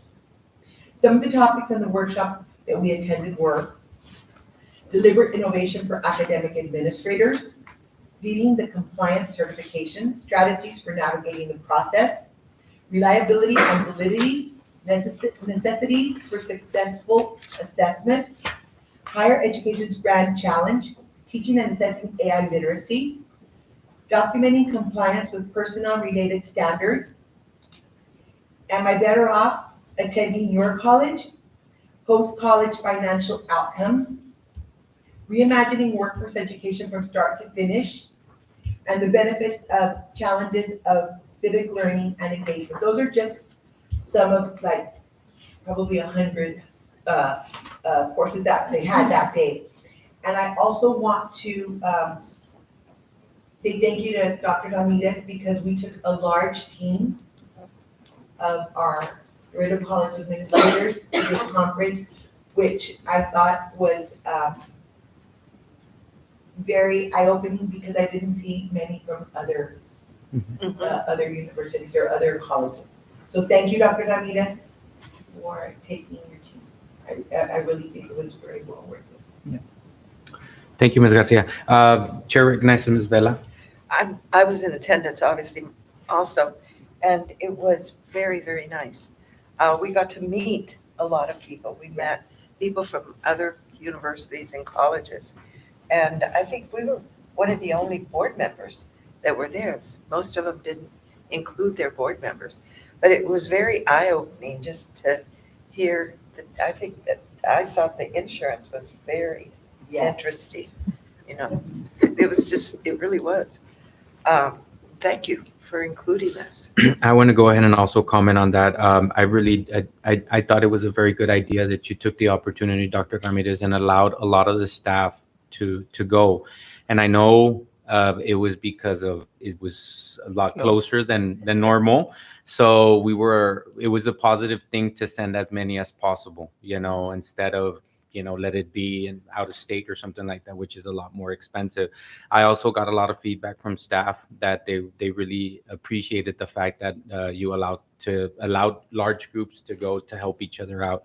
So I think it was a positive thing. I congratulate you for doing that, and that's good. Is there anything else that anybody would like to add to this? No? Okay, thank you. Item 11C, report on the 89th Texas Legislation Opening Day. Ms. Levin Ramos, please. Thank you, sir. The report on the 89th Texas Legislature opening day, we had a driver. It was Dr. Ramirez. Thank you very much for taking care of us. I was the backseat driver, and I was very well behaved. I just cannot tolerate trips, but this was a very eventful trip, and we behaved very well, Mr. Muir. We did not speak of anything else. We did have a quorum of individuals in the car, but it was a great event. Those in attendance, Mr. Rangel, myself, Ms. Vela, Ms. Liendo, Ms. Garcia, Ms. Alexander, and Dr. Ramirez participated in the events of the day. I was very impressed that Dr. Ramirez visited with legislators and discussed the proposals submitted for consideration. She gave us a copy before we embarked on our day. And in addition, Mr. Rangel and Dr. Ramirez were guests of Dean Senator Judith Saffarini on the Senate floor for the swearing in of legislators, a very eventful opportunity to witness history in the making. And we were honored to play host along with Tammy Yu for the luncheon for Dean Senator Judith Saffarini, with Fasken Oil and Ranch paying for the luncheon. So just a clarification, making sure everybody knows that 3 students and Mr. Pedro Rivera participated in the luncheon, as well as you heard our president of the student organization talk to us today. Dr. Diana Ortiz and Mr. Rene Gonzalez assisted with all of the luncheon logistics. Thank you very much for everything. Everything came out really nice. It was so beautiful. And Dean Senator Saffarini really enjoyed the small token of appreciation gifts that were given to her. Overall, it was very productive, well organized, great opportunity to be a part of this very important event. But most importantly, there was advocacy in motion. We were there, we represented the college, and we showcased, what we're all about. And so it it happens only every 2 years, but it's needless to say, it was a good opportunity to be there and be well represented for our college. And so that I kind of sort of put everything together. We were all in the same car together, except for Mr. Rangel. But I figured we were all going to say the same thing. So I was helping you all out. So I appreciate the trip. Thank you. Yes, thank you. And I also want to just echo what Ms. Ramos said. Yes, it was a very positive thing. I had never been on the floor whenever it's opening session. It was very, very beautiful on how beautiful the event goes. And I do want to also comment that Dean Senator Saffarini really appreciated what we did for her. And I think it's a very positive thing. And I also want to comment that I hope we do push on that money that we've been asking for. I've been hearing very positive things. It's going to help the college a lot on what we want to, do with that money. So I also hope that, we do continue pushing for that money that we're asking for. Any other comments for anybody? No? Okay, thank you. Item 11D, notification of employment compensation during closure due to the inclement weather as per Laredo College Policy DEA Local Compensation and Benefits Compensation Plan. Dr. Ramirez. Thank you, Mr. Chair. Just to let you all know that, as you all recall, due to the winter emergency that we had on January the 21st, we were closed all day, and we had a delayed start on January the 22nd. So that it would be the 9 hours on the 21st and 2 hours on January the 22nd. As per DEA local, you all have are authorized and have authorized me to inform you that we're going to pay our employees for that day, 11 hours basically, because it wasn't their fault either. Yes. I do want to take a moment to recognize the fact that our police officers and some of our maintenance, our physical plant employees were here throughout that entire time, making sure at both campuses, making sure that our facilities were well taken care of. I also want to mention that we did have some faculty that came to check on their things. Our environmental people came to check on the animals. We had faculty coming in to check on their labs. Everybody was quite concerned over what was happening. And so we just, I think it merits the conversation that we're blessed. Yes. Having our employees get trained. As an institution of higher learning, learning has to begin with us allowing our employees to learn. And if we're not giving them the opportunity to learn and grow, then we're failing our own mission. And so as we continue to move forward, I think tonight you witnessed a great deal of success amongst our employees. And I'm really proud of the work they've done. And I think that this gesture is not only warranted, but merited. They deserve it. Yes. Any comments from the board? No. Dr. Ramirez, thank you for you and your staff for always considering staff and making sure that their safety is very important. So thank you so much for that, Dr. Ramirez and your staff. I'm sorry. 11E, Foreign Trade Zone designation request, Dr. Ramirez. Yes, sir. As per DEA local, the board approved the college president to approve or send letters of approval to request for, sorry, I'm in the wrong one, not DEA local, pardon me. It's a letter of concurrence supporting the establishment of a free trade zone. The company's name is Kuhn and Nagel Inc. And just to let you all know that the letter was sent to them. They did send us the diagram of the space that they were requesting. I have it here in case anybody's interested in seeing what that space is. The property is located at 15308 Fatima Drive in North Laredo Industrial Park, Building 1. And so in response to their request, December the 9th, we sent them their letter approving it. Any comments, questions from the board? If I may ask. Judge, Mr. Chairman, the chair recognizes Judge Martinez. I'd like to ask Dr. Ramirez, what type of business is this particular? I believe it's a freight forwarding agent. Yeah, it's a foreign trade facility. Yeah, it's like a freight forwarding company. Transportation company. Freight forwarding. Would Judge. they qualify for? Yeah. Yes, sir. The letter came from Federico Schaffler, who is the person, the foreign trade administrator for the city of Laredo.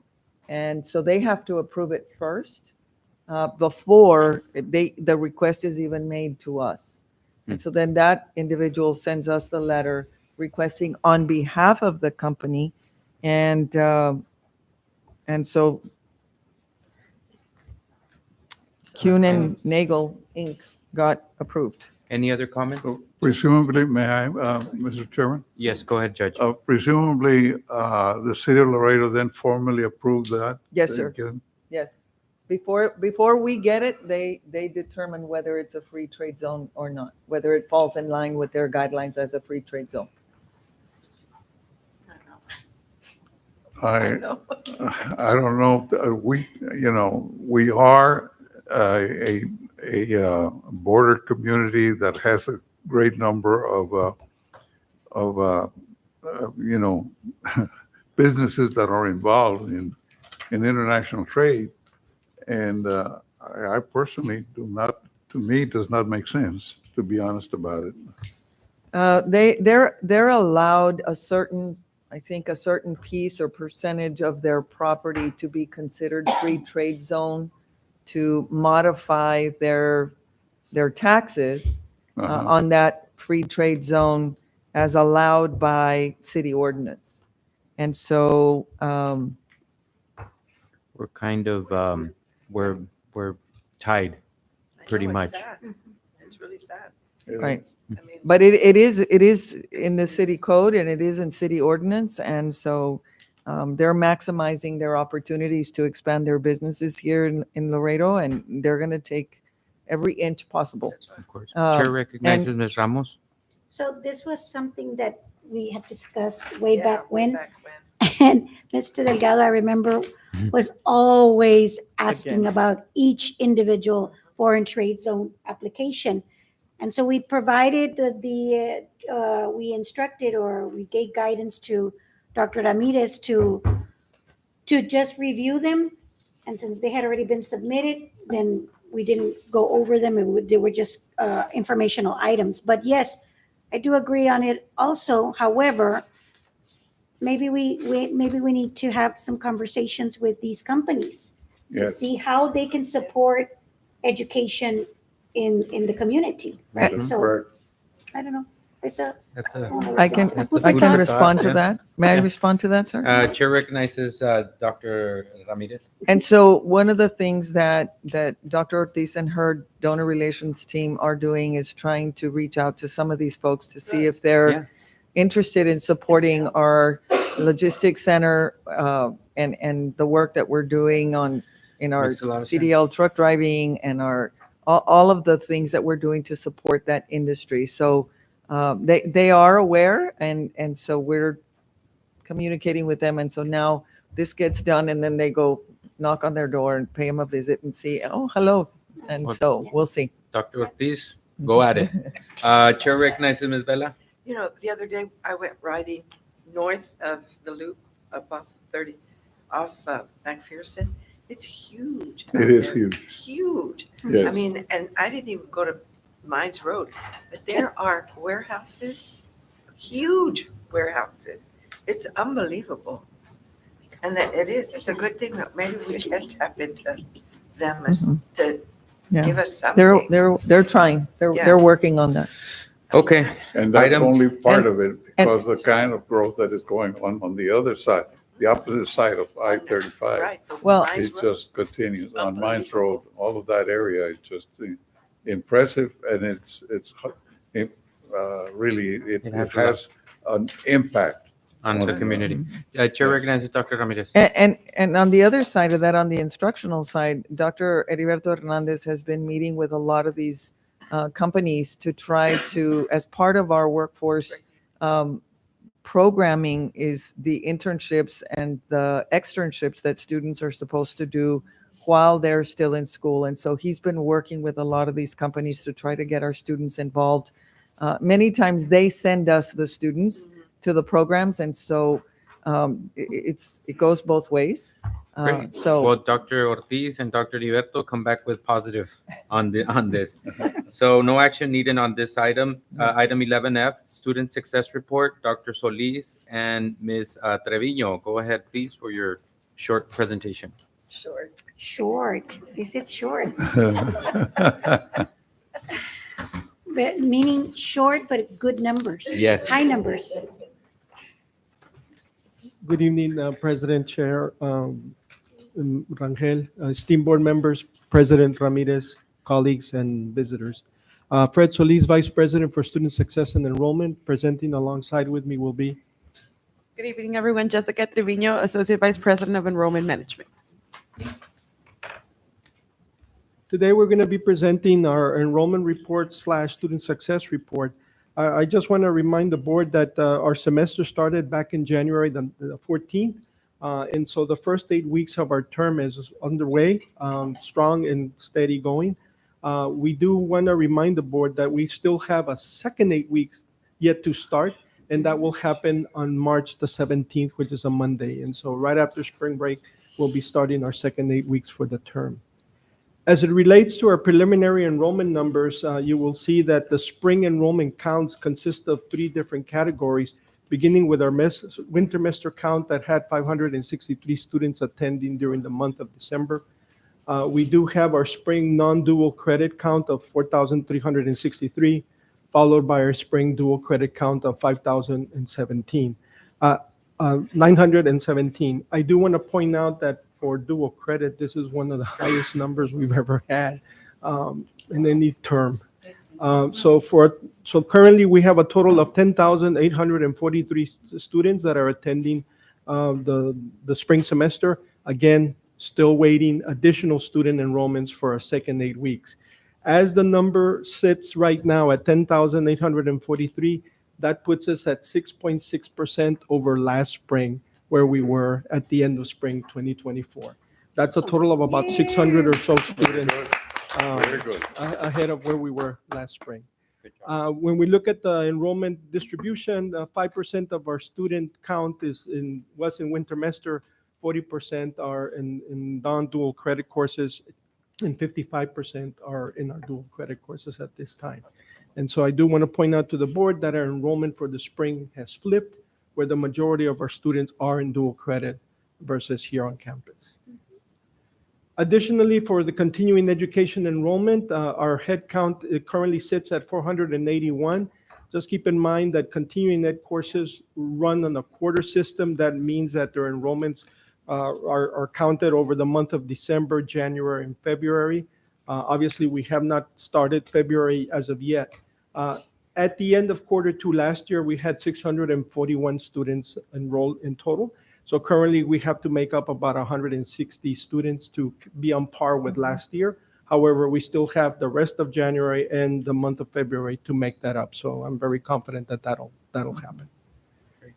One of the agenda items in terms of advancing student success is by law, we have 2 types of student population groups that we have to make sure that we provide service to.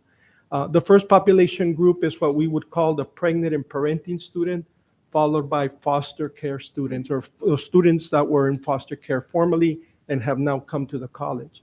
And so these numbers are particularly important because the Texas Higher Education Coordinating Board wants to know how many we have who are pregnant, who are parenting, and who are foster. And so we're tracking those thanks to the efforts of our liaison that was appointed, Ms. Fabiola Rodriguez. And so she's the one that's making contact with the students, ensuring that they have the proper care and services offered to them as they need it. Chair recognizes Ms. Ramos. I just want to add that FAA local, equal educational opportunity, pregnant and parenting students is what we're referencing with for this particular item of your presentation. That is correct. I really appreciate that because I wanted to see how many people are being serviced. Right. And the section for pregnant, parenting, and foster also. So that's very good. I do want Connection. to mention, based on these numbers, they may seem low at first, but this is something that we started recently tracking. However, this information has to be self-disclosed by the student. Correct. So the student gets referred, and the student, whenever they're in conversation with any of our staff members, and we do hear that they're parenting or that they're pregnant, we do refer them to the self-disclose form.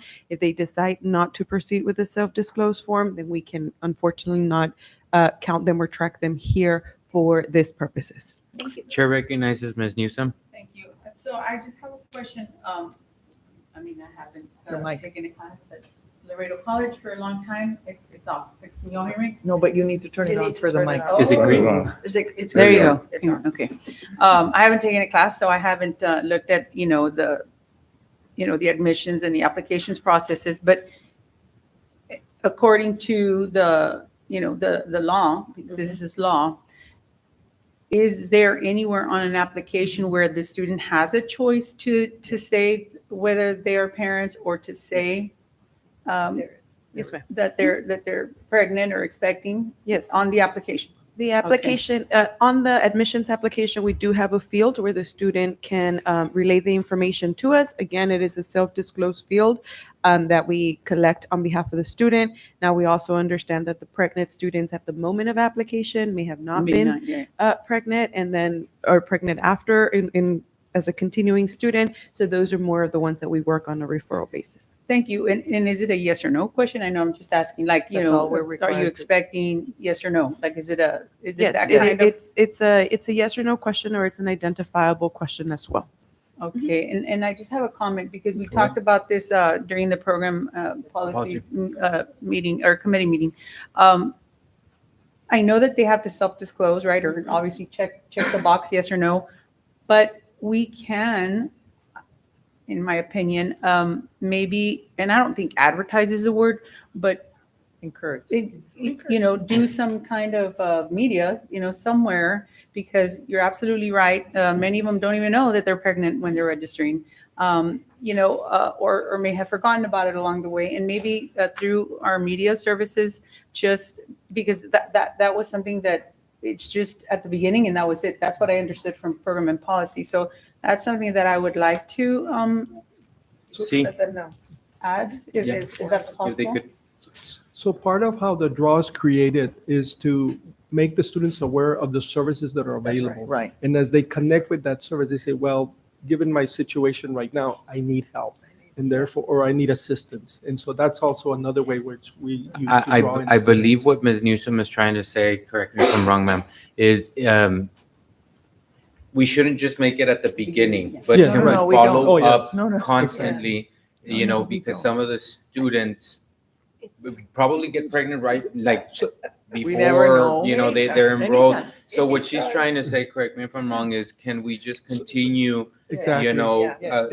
because they might not even know. So So she's trying to say if we could be able to Through reach media, I out mean, to you them. don't- Yeah, again. or even just to the media, don't forget, not in this way, right? I'm So- not the media person, right? But don't forget that, these services are available for those who want them. Like, I just think that reminder would definitely encourage more students, Right. because these numbers are definitely low. And I know that there's a lot of students that are in this situation that may be struggling. And I appreciate it that there is a program that supports the students, but that's a very low number. And I think maybe just exposure, right? Letting help. them know again, a And little, so- reminder, hey, we have these services. Right. You're not telling them, hey, come over, but you're reminding them, and that's gonna, So I think to Might your point, get some other Ms. people come knocking on Newsom, your door.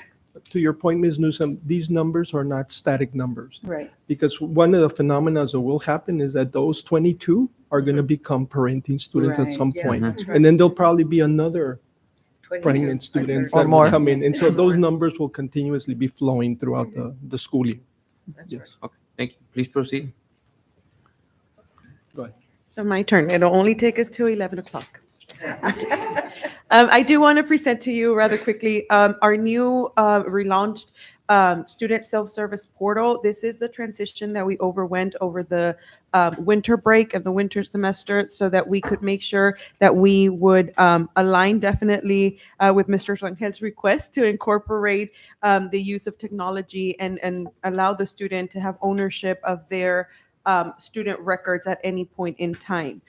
So what you're seeing here are actually screenshots. I would have loved to show you live, but the information that we're seeing is actual information belonging to a student, and for their privacy, we wanted to make sure that we kept to the stills here.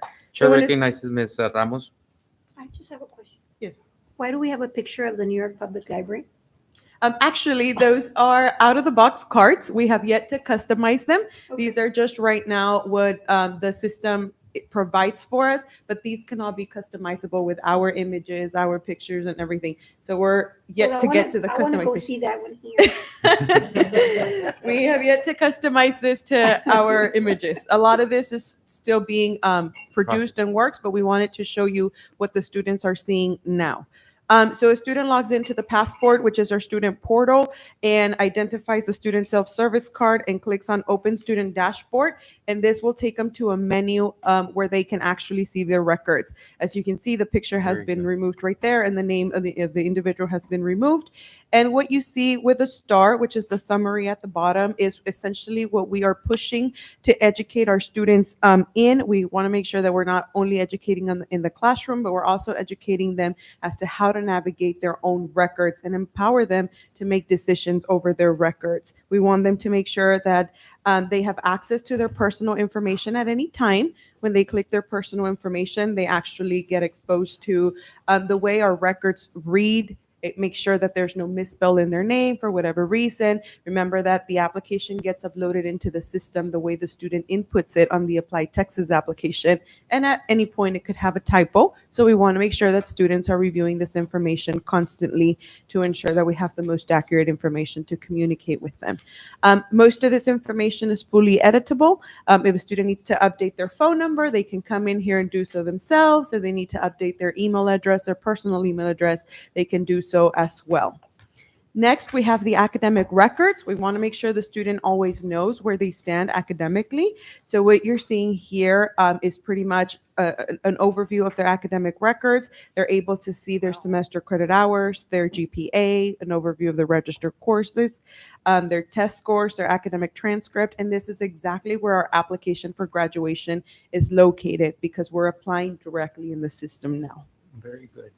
We move forward to our degree works. Our degree works shows our students their degree progress. This is owning their degree. This shows them the courses that they have pending, courses that they may have taken that are non-applicable to their current degree. Any advice or notes that the advisor put for the student are also reflected in the degree works. As you see here, this specific student is 64% complete of their degree, looking forward to moving along. The next link is the registration link. This is the registration link that'll show the students how to register on their own. A student, once they are advised and told what courses they need, they can come in here as student self-service and actually proceed with registration.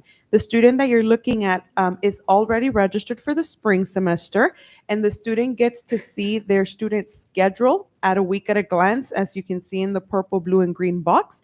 Or right next to it, they can see their schedule details so that they can actually know where their courses are or whatnot. We used to have students stand in lines to get a copy of their schedule. Now it's available for them here. Very good. Second to last, we do have the financial aid information for the student. This is rather crucial so that the student always knows exactly what their financial aid status is. The student on the left-hand side, the image on the left-hand side of your screen shows the student a quick summary of their authorized financial aid, how much their charges for the semester is, how much their payments are, and their financial aid charges. And it also shows the student if whether or not the requirements that they are pending for financial aid are satisfied or not. As you can see, the student has all requirements satisfied. The middle image shows you the awards the student is getting, how much they're getting for the fall semester or for the spring semester, and whether that'll be enough to cover their tuition. And most importantly, it also shows the student their current financial aid standing, whether they're in good standing with financial aid or they're falling on probation, warning, or if they've fallen on suspension. And last but not least, we do have our student finances on here, the student's bill. The student has the opportunity to view their student account. They have the opportunity to enroll in a payment plan, make a payment online, or if they need to print their receipt or statement. Our 1098T form, which is our IRS form for the students, will also be available for them online for download and printing at any point if they need it. Questions? I have a couple of questions, and first of all, thank you. This is really awesome for our kids, for our students. This is really great. How much is it user friendly on a cell phone? It is actually mobile friendly. Okay. We are able to log in on our phones and download the same way we would on a computer. Okay. Obviously, the views are a little Smaller, smaller, but the student is able to access. So it's friendly. Yes, Great. mobile friendly on an iPad as well. On the financial part, I really like, so if you have a student that applied for a certain financial, help, it tells you, correct me if I'm wrong, you mentioned it, it tells you if they're pending something or if it's not fully processed, correct? Yes, correct. That's actually one of the features we're very proud of. The image on your left-hand side here will actually show the student, in this case, let's take the middle one, the request an official high school transcript or GED, and the bottom one, the student rights and responsibilities. If these were in a yellow warning sign and they have a little warning sign, it means that they're pending to be completed. Got it. The student, however, now clicks on student rights and responsibilities, signs it or completes it on their phone, it automatically sends and it clears on here for green. That's really So one of our goals at the enrollment management team is to try to go as completely paperless as we possible. can for That's students. great. Mhm. Now, on that note, whenever you say it's in yellow, correct? Yes. Okay. Does it have an expiration date of how much time they have before it actually expires? No, a student can complete it at any point in the process. But there is a deadline for them, correct? There If is they a don't- deadline. It's their funding, the one Uh-huh. that they're holding. So it's in their best interest to course. complete. The other very neat feature on here, if it's in yellow, we have set email reminders in the back end. For Got it. any student in yellow, they're going to get a reminder every week, per se, that they're still pending to complete the That's- form. The last question that I have is, well, two. The other one is, in the financial part, is Time's up. is there like the possibility of saying student X, you can also apply for this and this? So on the actual financial aid On top of- server, it's not in here, but Okay. it is on the student self-service. On Passport, we do have our Palomino Scholar Dollars, which has all of our scholarship opportunities as Okay. well. So So it's not here. it's but- not but- in here, okay. but it's in the portal. Over here. And In Can I this add something? squares. Yeah. Before they log into Yeah, their before own they click Yeah. on their student. Chair rights. recognizes Dr. Ramirez. One of the things we're trying to do with Scholarship Universe is opt everybody into Scholarship Universe, and then the students can opt out. Right now, students have to opt in. Okay. And what we're trying to do Push it. is opt them all in. Here, the issue then will become, students will have to be current or updated on their chosen degree plan. Mm. Because if I get into a program, I get into, let's say, sonography, but I was a general studies student and I don't change it, and there's money available for sonography, the system isn't going to tell that student, hey, there's money available for sonography, because I'm still considered a general ed student, Got it. right? And so we're going to have to work through some of that, but I do think that if we're able to opt all students into the Scholarship Universe, it'll That would be help. easier to push out notifications. That's great. Last question. Go ahead. This is the last one. Is, and I don't know if it is or isn't, but can you like click on a button and can it go in Spanish or no? I'm just wondering, and I'm just asking. Oscar, I may need your help here. Does it translate with the Google Translate within self-service? I haven't tried it. Yeah, I have I not was tried just it, but asking. I don't know. we will come back Yeah. with an I mean, answer. it was just a food for thought, but No, that's all I have. definitely. Chair recognizes Ms. Ramos. I just want to go back to the slide where degree works. So a couple of years ago, we had some graduates. I mean, we're talking about 2015, somewhere around there. And I remember one year we had lots of graduates because we were able to pinpoint who needed to graduate, And so the college reached out to them. They applied, they graduated. So we had like about 1,100 graduates. We're like, whoa, that's a lot of graduates, right? But this degree works helps the student, because it helped me when I was getting my master's, to tell me how far I've completed. So it's part of the efficient way of running the college, because the other way, you're looking through every single student, making sure like who's needing to graduate. And so we had a lot of students with a lot of hours, and they didn't even realize they could have graduated, right? Until they contacted them. But this is going to be very helpful for them because it's going to navigate their process through getting from here and then going on to another university or another college and so forth. But I really like the degree works. Of course, later on, there's going to be something better. So for right now, I think this is going to be a good opportunity for the students to be able to navigate their way through their college year. So I really appreciate everything that has been done, and it's coming together and it's looking really good. I do want to disclose that this, what you're seeing here is still work in progress. It's live for the students. The students are seeing it, but we do continue to enhance the features that we are able to enhance with the different systems that we have. For instance, DegreeWorks gives you the what if option for the student, so that the student could say, well, you know what, I'm currently this major, which has to be correct in the system to make sure that it's giving you the appropriate percentage. But what if I switch to this other major? Okay. What would my completion rate be? Okay. So that's a feature that we're still working with. That's good. Good. Chair recognizes, no? Okay. Yes. You have a Yes. question? Chair recognizes Ms. Vela. This is awesome. It really is. I went to college in the medieval ages. Didn't have any of this. Any of You this. taught in the medieval age. I You taught in did. the medieval ages. But it's true. This is amazing.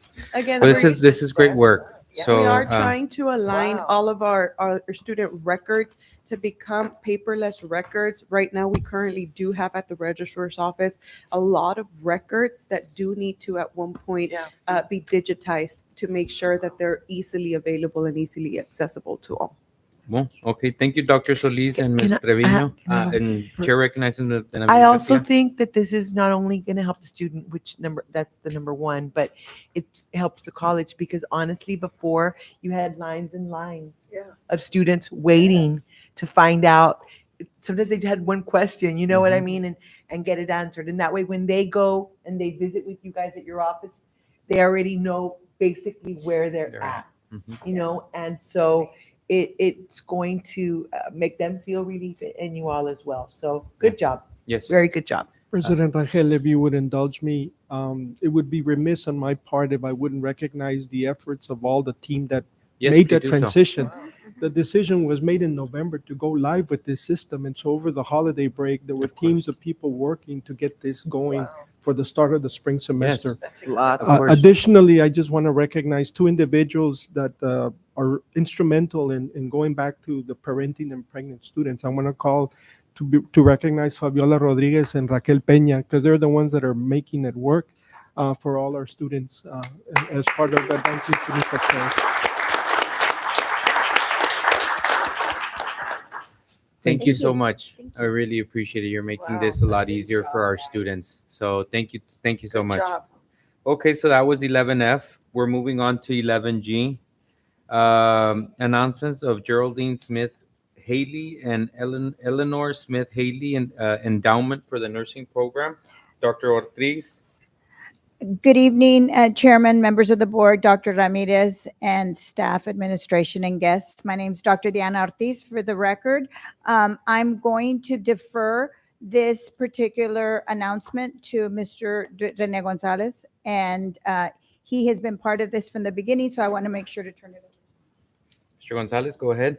Good evening. For the record, Rene Gonzalez, the Director of Development. We spent a quite period of time discussing with the family. And what we wanted to announce today is that Ms. Smith Haley and her mom, Eleanor, have created an endowment for Laredo College for a high school graduate of Cotula going into the nursing programs in the amount of $100,000. How much? $100,000. Wow. That's great. Very, very great. And thanks to you, board, one of the criteria, like I said, it was a long period of time that we've been discussing back and forth. And the family that I was visiting with, he is on the board of St. Mary's. So he would remind me that, you know, I'm on the board of St. Mary's and we're giving it to you all and stuff. So he was constantly asking me questions. And one of the things we'd like to thank you, board, and Dr. Ramirez is one of the key questions that he had was the interest rate going. And I explained to him how the board had changed the interest rate in conversation with the Falcon Bank and some other criteria that they're asking for. And what was special to Ms. Smith Haley's heart was that she participated in the nursing program at Laredo College, and her mom, herself, her daughter, and her granddaughter are all nurses. Wow. Very, very cool. Well, thank you so much for what you do. Is there any comment? Yes. Yeah, Dr. Ramirez? So recently, I had the pleasure of meeting the county judge from Cotula, Judge Martinez, at an event this week. And I haven't even told Dr. Ortiz or Mr. Gonzalez, but so they're planning an event with the School District Board of Trustees and the County Commissioners Court. They're planning an event where they're going to acknowledge the gift, and they're going to acknowledge the family for giving this donation to try to announce to their community. They're going to invite us to attend. I'm supposed to meet with them next week while we're in Austin, but they want to plan something to recognize not only the donation to the college, but recognize them in their community as continuing to grow their community. And so it was very nice. I told them what had happened, and right away at the table, that it became a thing. And so they were very excited. So we're going to schedule a meeting with them and have a conversation with them about what they want to do and when they want to do it. Thank you, Dr. Ramirez. Great work. Mr. Gonzalez, thank you. Great Just work. want to add one more comment, and it was a conversation you had earlier. Laredo College has also, beginning the semester, partnered with the Texas Trucking Association to provide scholars for students, and with the help of Ms. Brenda Martinez and Brenda Diaz, who are also part of the conversation, they've begun this spring. So logistically, we're growing also the scholarship programs with the partnership with the Texas Trucking Association. Very good. Very good. Thank Great you. job. Thank you. Thank you, sir. Thank you, Dr. Ortiz.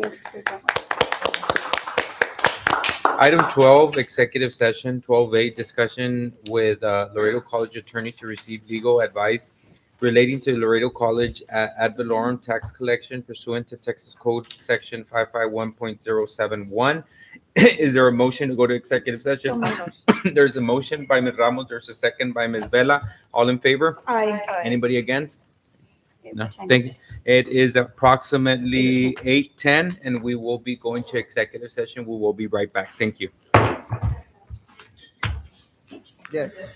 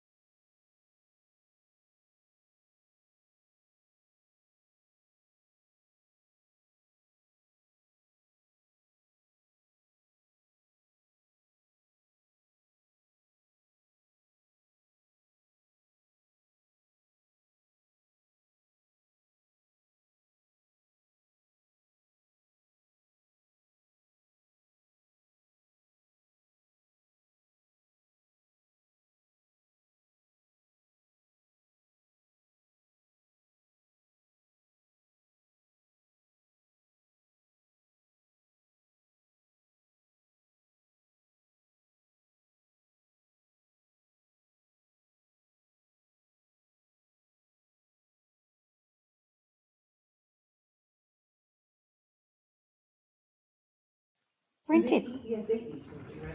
We'll get it printed. Yeah, that's where the conference room's little snackies. Yeah. That's where they're all at right You now. have it all at home? Because I do feel like. You need to start shredding. I do. Sometimes I bring back. Yeah. But yeah, I did. Are you ready? Yes, sir. Good evening, everybody. It is approximately 8:57, and we are coming back from executive session. No action was taken in executive session. Item 13, discussion and possible, it's discussion and possible action. 13A, Laredo College ad valorem tax collection. I believe no action is needed there. Okay, we move forward. Item number 14, President remarks and report. 14A, Campus Police Personnel and Travel Report, Dr. Ramirez. Thank you. Thank you, Mr. Chair. I'll do both, item 14A and then 14B. That way Dr. Ramirez can finish. President report as well. Dr. Ramirez, go ahead. Thank you, sir. In your packet, you all received our daily activity from our police department. I believe that they're doing an outstanding job, and you get to see in that report what they're seeing every single day.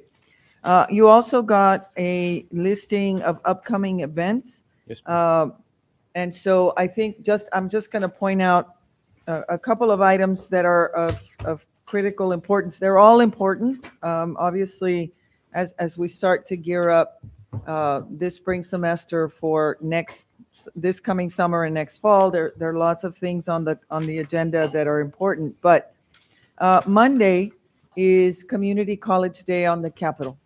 And through Dr. Fred Solis's efforts with his team, we're taking a bus of 25 students to participate in Community College Day. We're very excited about their participation. And I do want to give a special thanks to Representative Don McLaughlin, who is treating them for lunch on Monday. And so we're very grateful to him for agreeing to pay for their lunch because on the Capitol it's crazy on Monday. So that is coming up. Also on March 1st, we have the AEP Family Fun Fest as part of the Washington's birthday celebration. That'll be here on this campus. I hope you all will make plans to join us for that event. In addition, I think we already spoke about the situation with the federal funding and the things that happened this week. And what does that mean for us? We have 5 major grants that are funded by federal funds. In addition to, we get federal funding for our workforce programs. We get additional federal funding for continuing ed programs. On our campus here, we have the Webb County Head Start program that is funded by that. There's so many things that would have been affected, but namely the people that are employed here and the students that we touch every single day. I sent you all immediate response to that before we went public, but I wanted you all to know right away in an email what was going to be said. But also, please know that we're continuing to monitor the situation. While, yes, the president did rescind the OMB letter, I don't know that this is the last time that may happen. Hence, one of the critical issues that Judge Martinez has pushed upon us regularly is having a solid reserves, because at any given time, something like this could happen both at the state or national level. Mhm. And we have to adjust our budgets to support our folks, at least through a transitional phase. There would be no way that we would throw people out on the street because we weren't going to have that kind of money. And so somehow we got together, we started planning Mr. Vela, Dr. Tijerina, the whole vice president's team saying, okay, well, what if we did this? What if we did that? How would we be able to support the programs for at least 60 days so that we could, figure something out or help them figure something out? Fortunately, we didn't have to do that. But that's why it's so critical to make sure that we're continuously monitoring what's happening in the political arenas. And so I thank you all for your patience and support. Please know that Congressman Cuellar was an immediate response. I did send him a text message. He responded immediately. He was aware and on top of it. And being on appropriations committee, they had a meeting yesterday. He's going to give a full report tomorrow. And so we will be there representing the college to make sure. Now, the session is online. It is on Zoom. So if anybody wants to listen in, we'll be happy to share the link with you all if you don't have it. It would be nice if you all listened in from your offices, just because I think you all need to be aware as well what we're facing and what we're up against. So it's at 10 o'clock in the morning at City Hall, and we can share all of that with you. So thank you for your patience and your support on that. Next week after Community College Day is also Laredo Days in Austin. And I am planning to be in Austin. Mr. Rangel is going to join me. But I also have scheduled several meetings with different groups of people and different legislators for us throughout the days that we're there. And we do have a TAC meeting. I do have a TAC meeting on Tuesday, but the Senate Finance Committee there is no longer a subcommittee on higher education for the Senate Education Committee. They've done away with the higher ed subcommittee. And so that committee is meeting on Wednesday and Thursday, but the Senate Finance Committee is meeting Monday, Tuesday, Wednesday, and Thursday. And so higher ed issues are being taken up on Tuesday and Wednesday. And so I plan to be at committee along with Mr. Rangel. And this will give us an opportunity to find out what the budget is really, what it's looking like. I will suggest to you all that both the Senate Bill 1 and House Bill 1 are available online if you want to see what the budgets are looking like. They are mirrored images of each other as it relates to higher education. So right now being proposed is full funding for us for all community colleges. The supplemental funding is not in there. We're hoping that the supplemental funding will get filed by sometime either at the end of February or early March. The last day to file bills is March the 14th. That's a very critical date. And so we are tracking bills. Dr. David kind of helps me with that a lot. And so there are lots of bills that have been filed. There are I think over 400 bills that are related to education. And so it's critical because all of that will have an impact on our day-to-day operations, our day-to-day budgets, so how we try to manage and maintain that is we depend on TAC, we depend on TASB, and we depend on our legal team to support that. And so everybody's doing their part. And so this will probably be one of many trips that we make to Austin. And if we're not at the table, we're on the menu. Yeah. Right? So we want to be at the table. Yeah. So please know that next week I will be out of town. I did have a visit from the Imaginarium. They are having their gala, their Heroes Gala on April the 24th. I'm happy to report that one of their heroes to be recognized is Laredo College. And so I'll give you more information about that later, but please put April 24th on your calendar. And I did send you, sometime back, I sent you an email with information about a governor's executive order freezing tuition and fees for the biennium.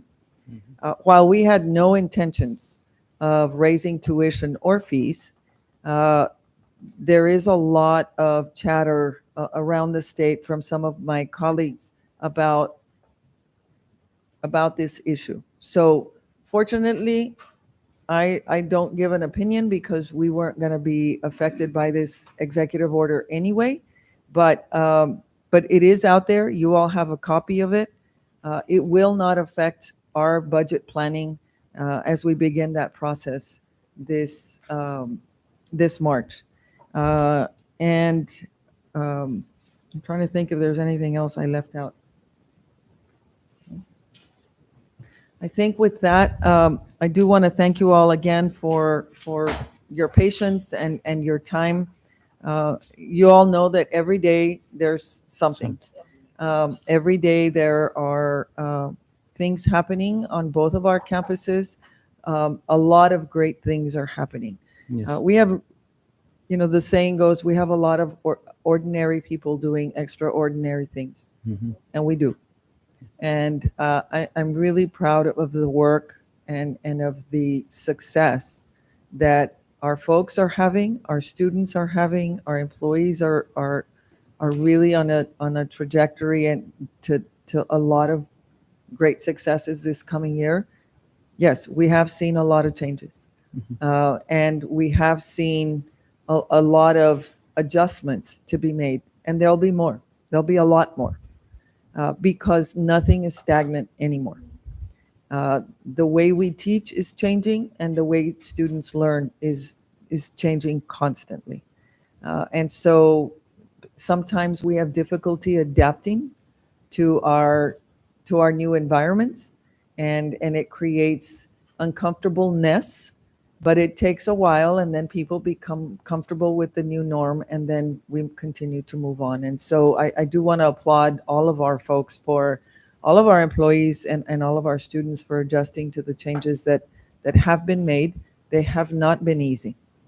Yes, And they all put in a lot of extra work, and I do commend them for that, and I thank them for that. Thank you, President Dr. Ramirez. Chair recognizes Judge Martinez. I just want to make this observation, and I think most of us already are aware of it, but we do have to give our own Congressman, Henry Cuellar, we have to appreciate his interest in, of course, our college, but at the same time, we also have to recognize that he actually has seniority in appropriations in the Congress. Of all the members of the House, he is the one that has the most seniority in appropriations, which is a major plus to our community. Yes. And we need to continue to actually give them the support that obviously he in turn is providing and informing, particularly more so when that presidential order came about, and then he immediately ended up calling actually the president of the college to make you aware or make us aware about the circumstances. But at the same time, if anyone, we are very, very fortunate that he has great influence there, particularly more so in appropriations. Yes. But just Thank as you, a Judge. matter of Thank you, Judge. Okay, well, that moves to the second, item number 15, next meeting date, Tuesday, February 25th, 2025, 6 p.m., the regular board meeting for Laredo College. Item number 16, do I have a motion to adjourn? So moved. I have a motion by Judge, and I have a second by Ms. Garcia and Ms. Vela. All in favor? Aye. Anybody against? No. Motion passes. Good night, everybody. Good night. Good night. Huh. So.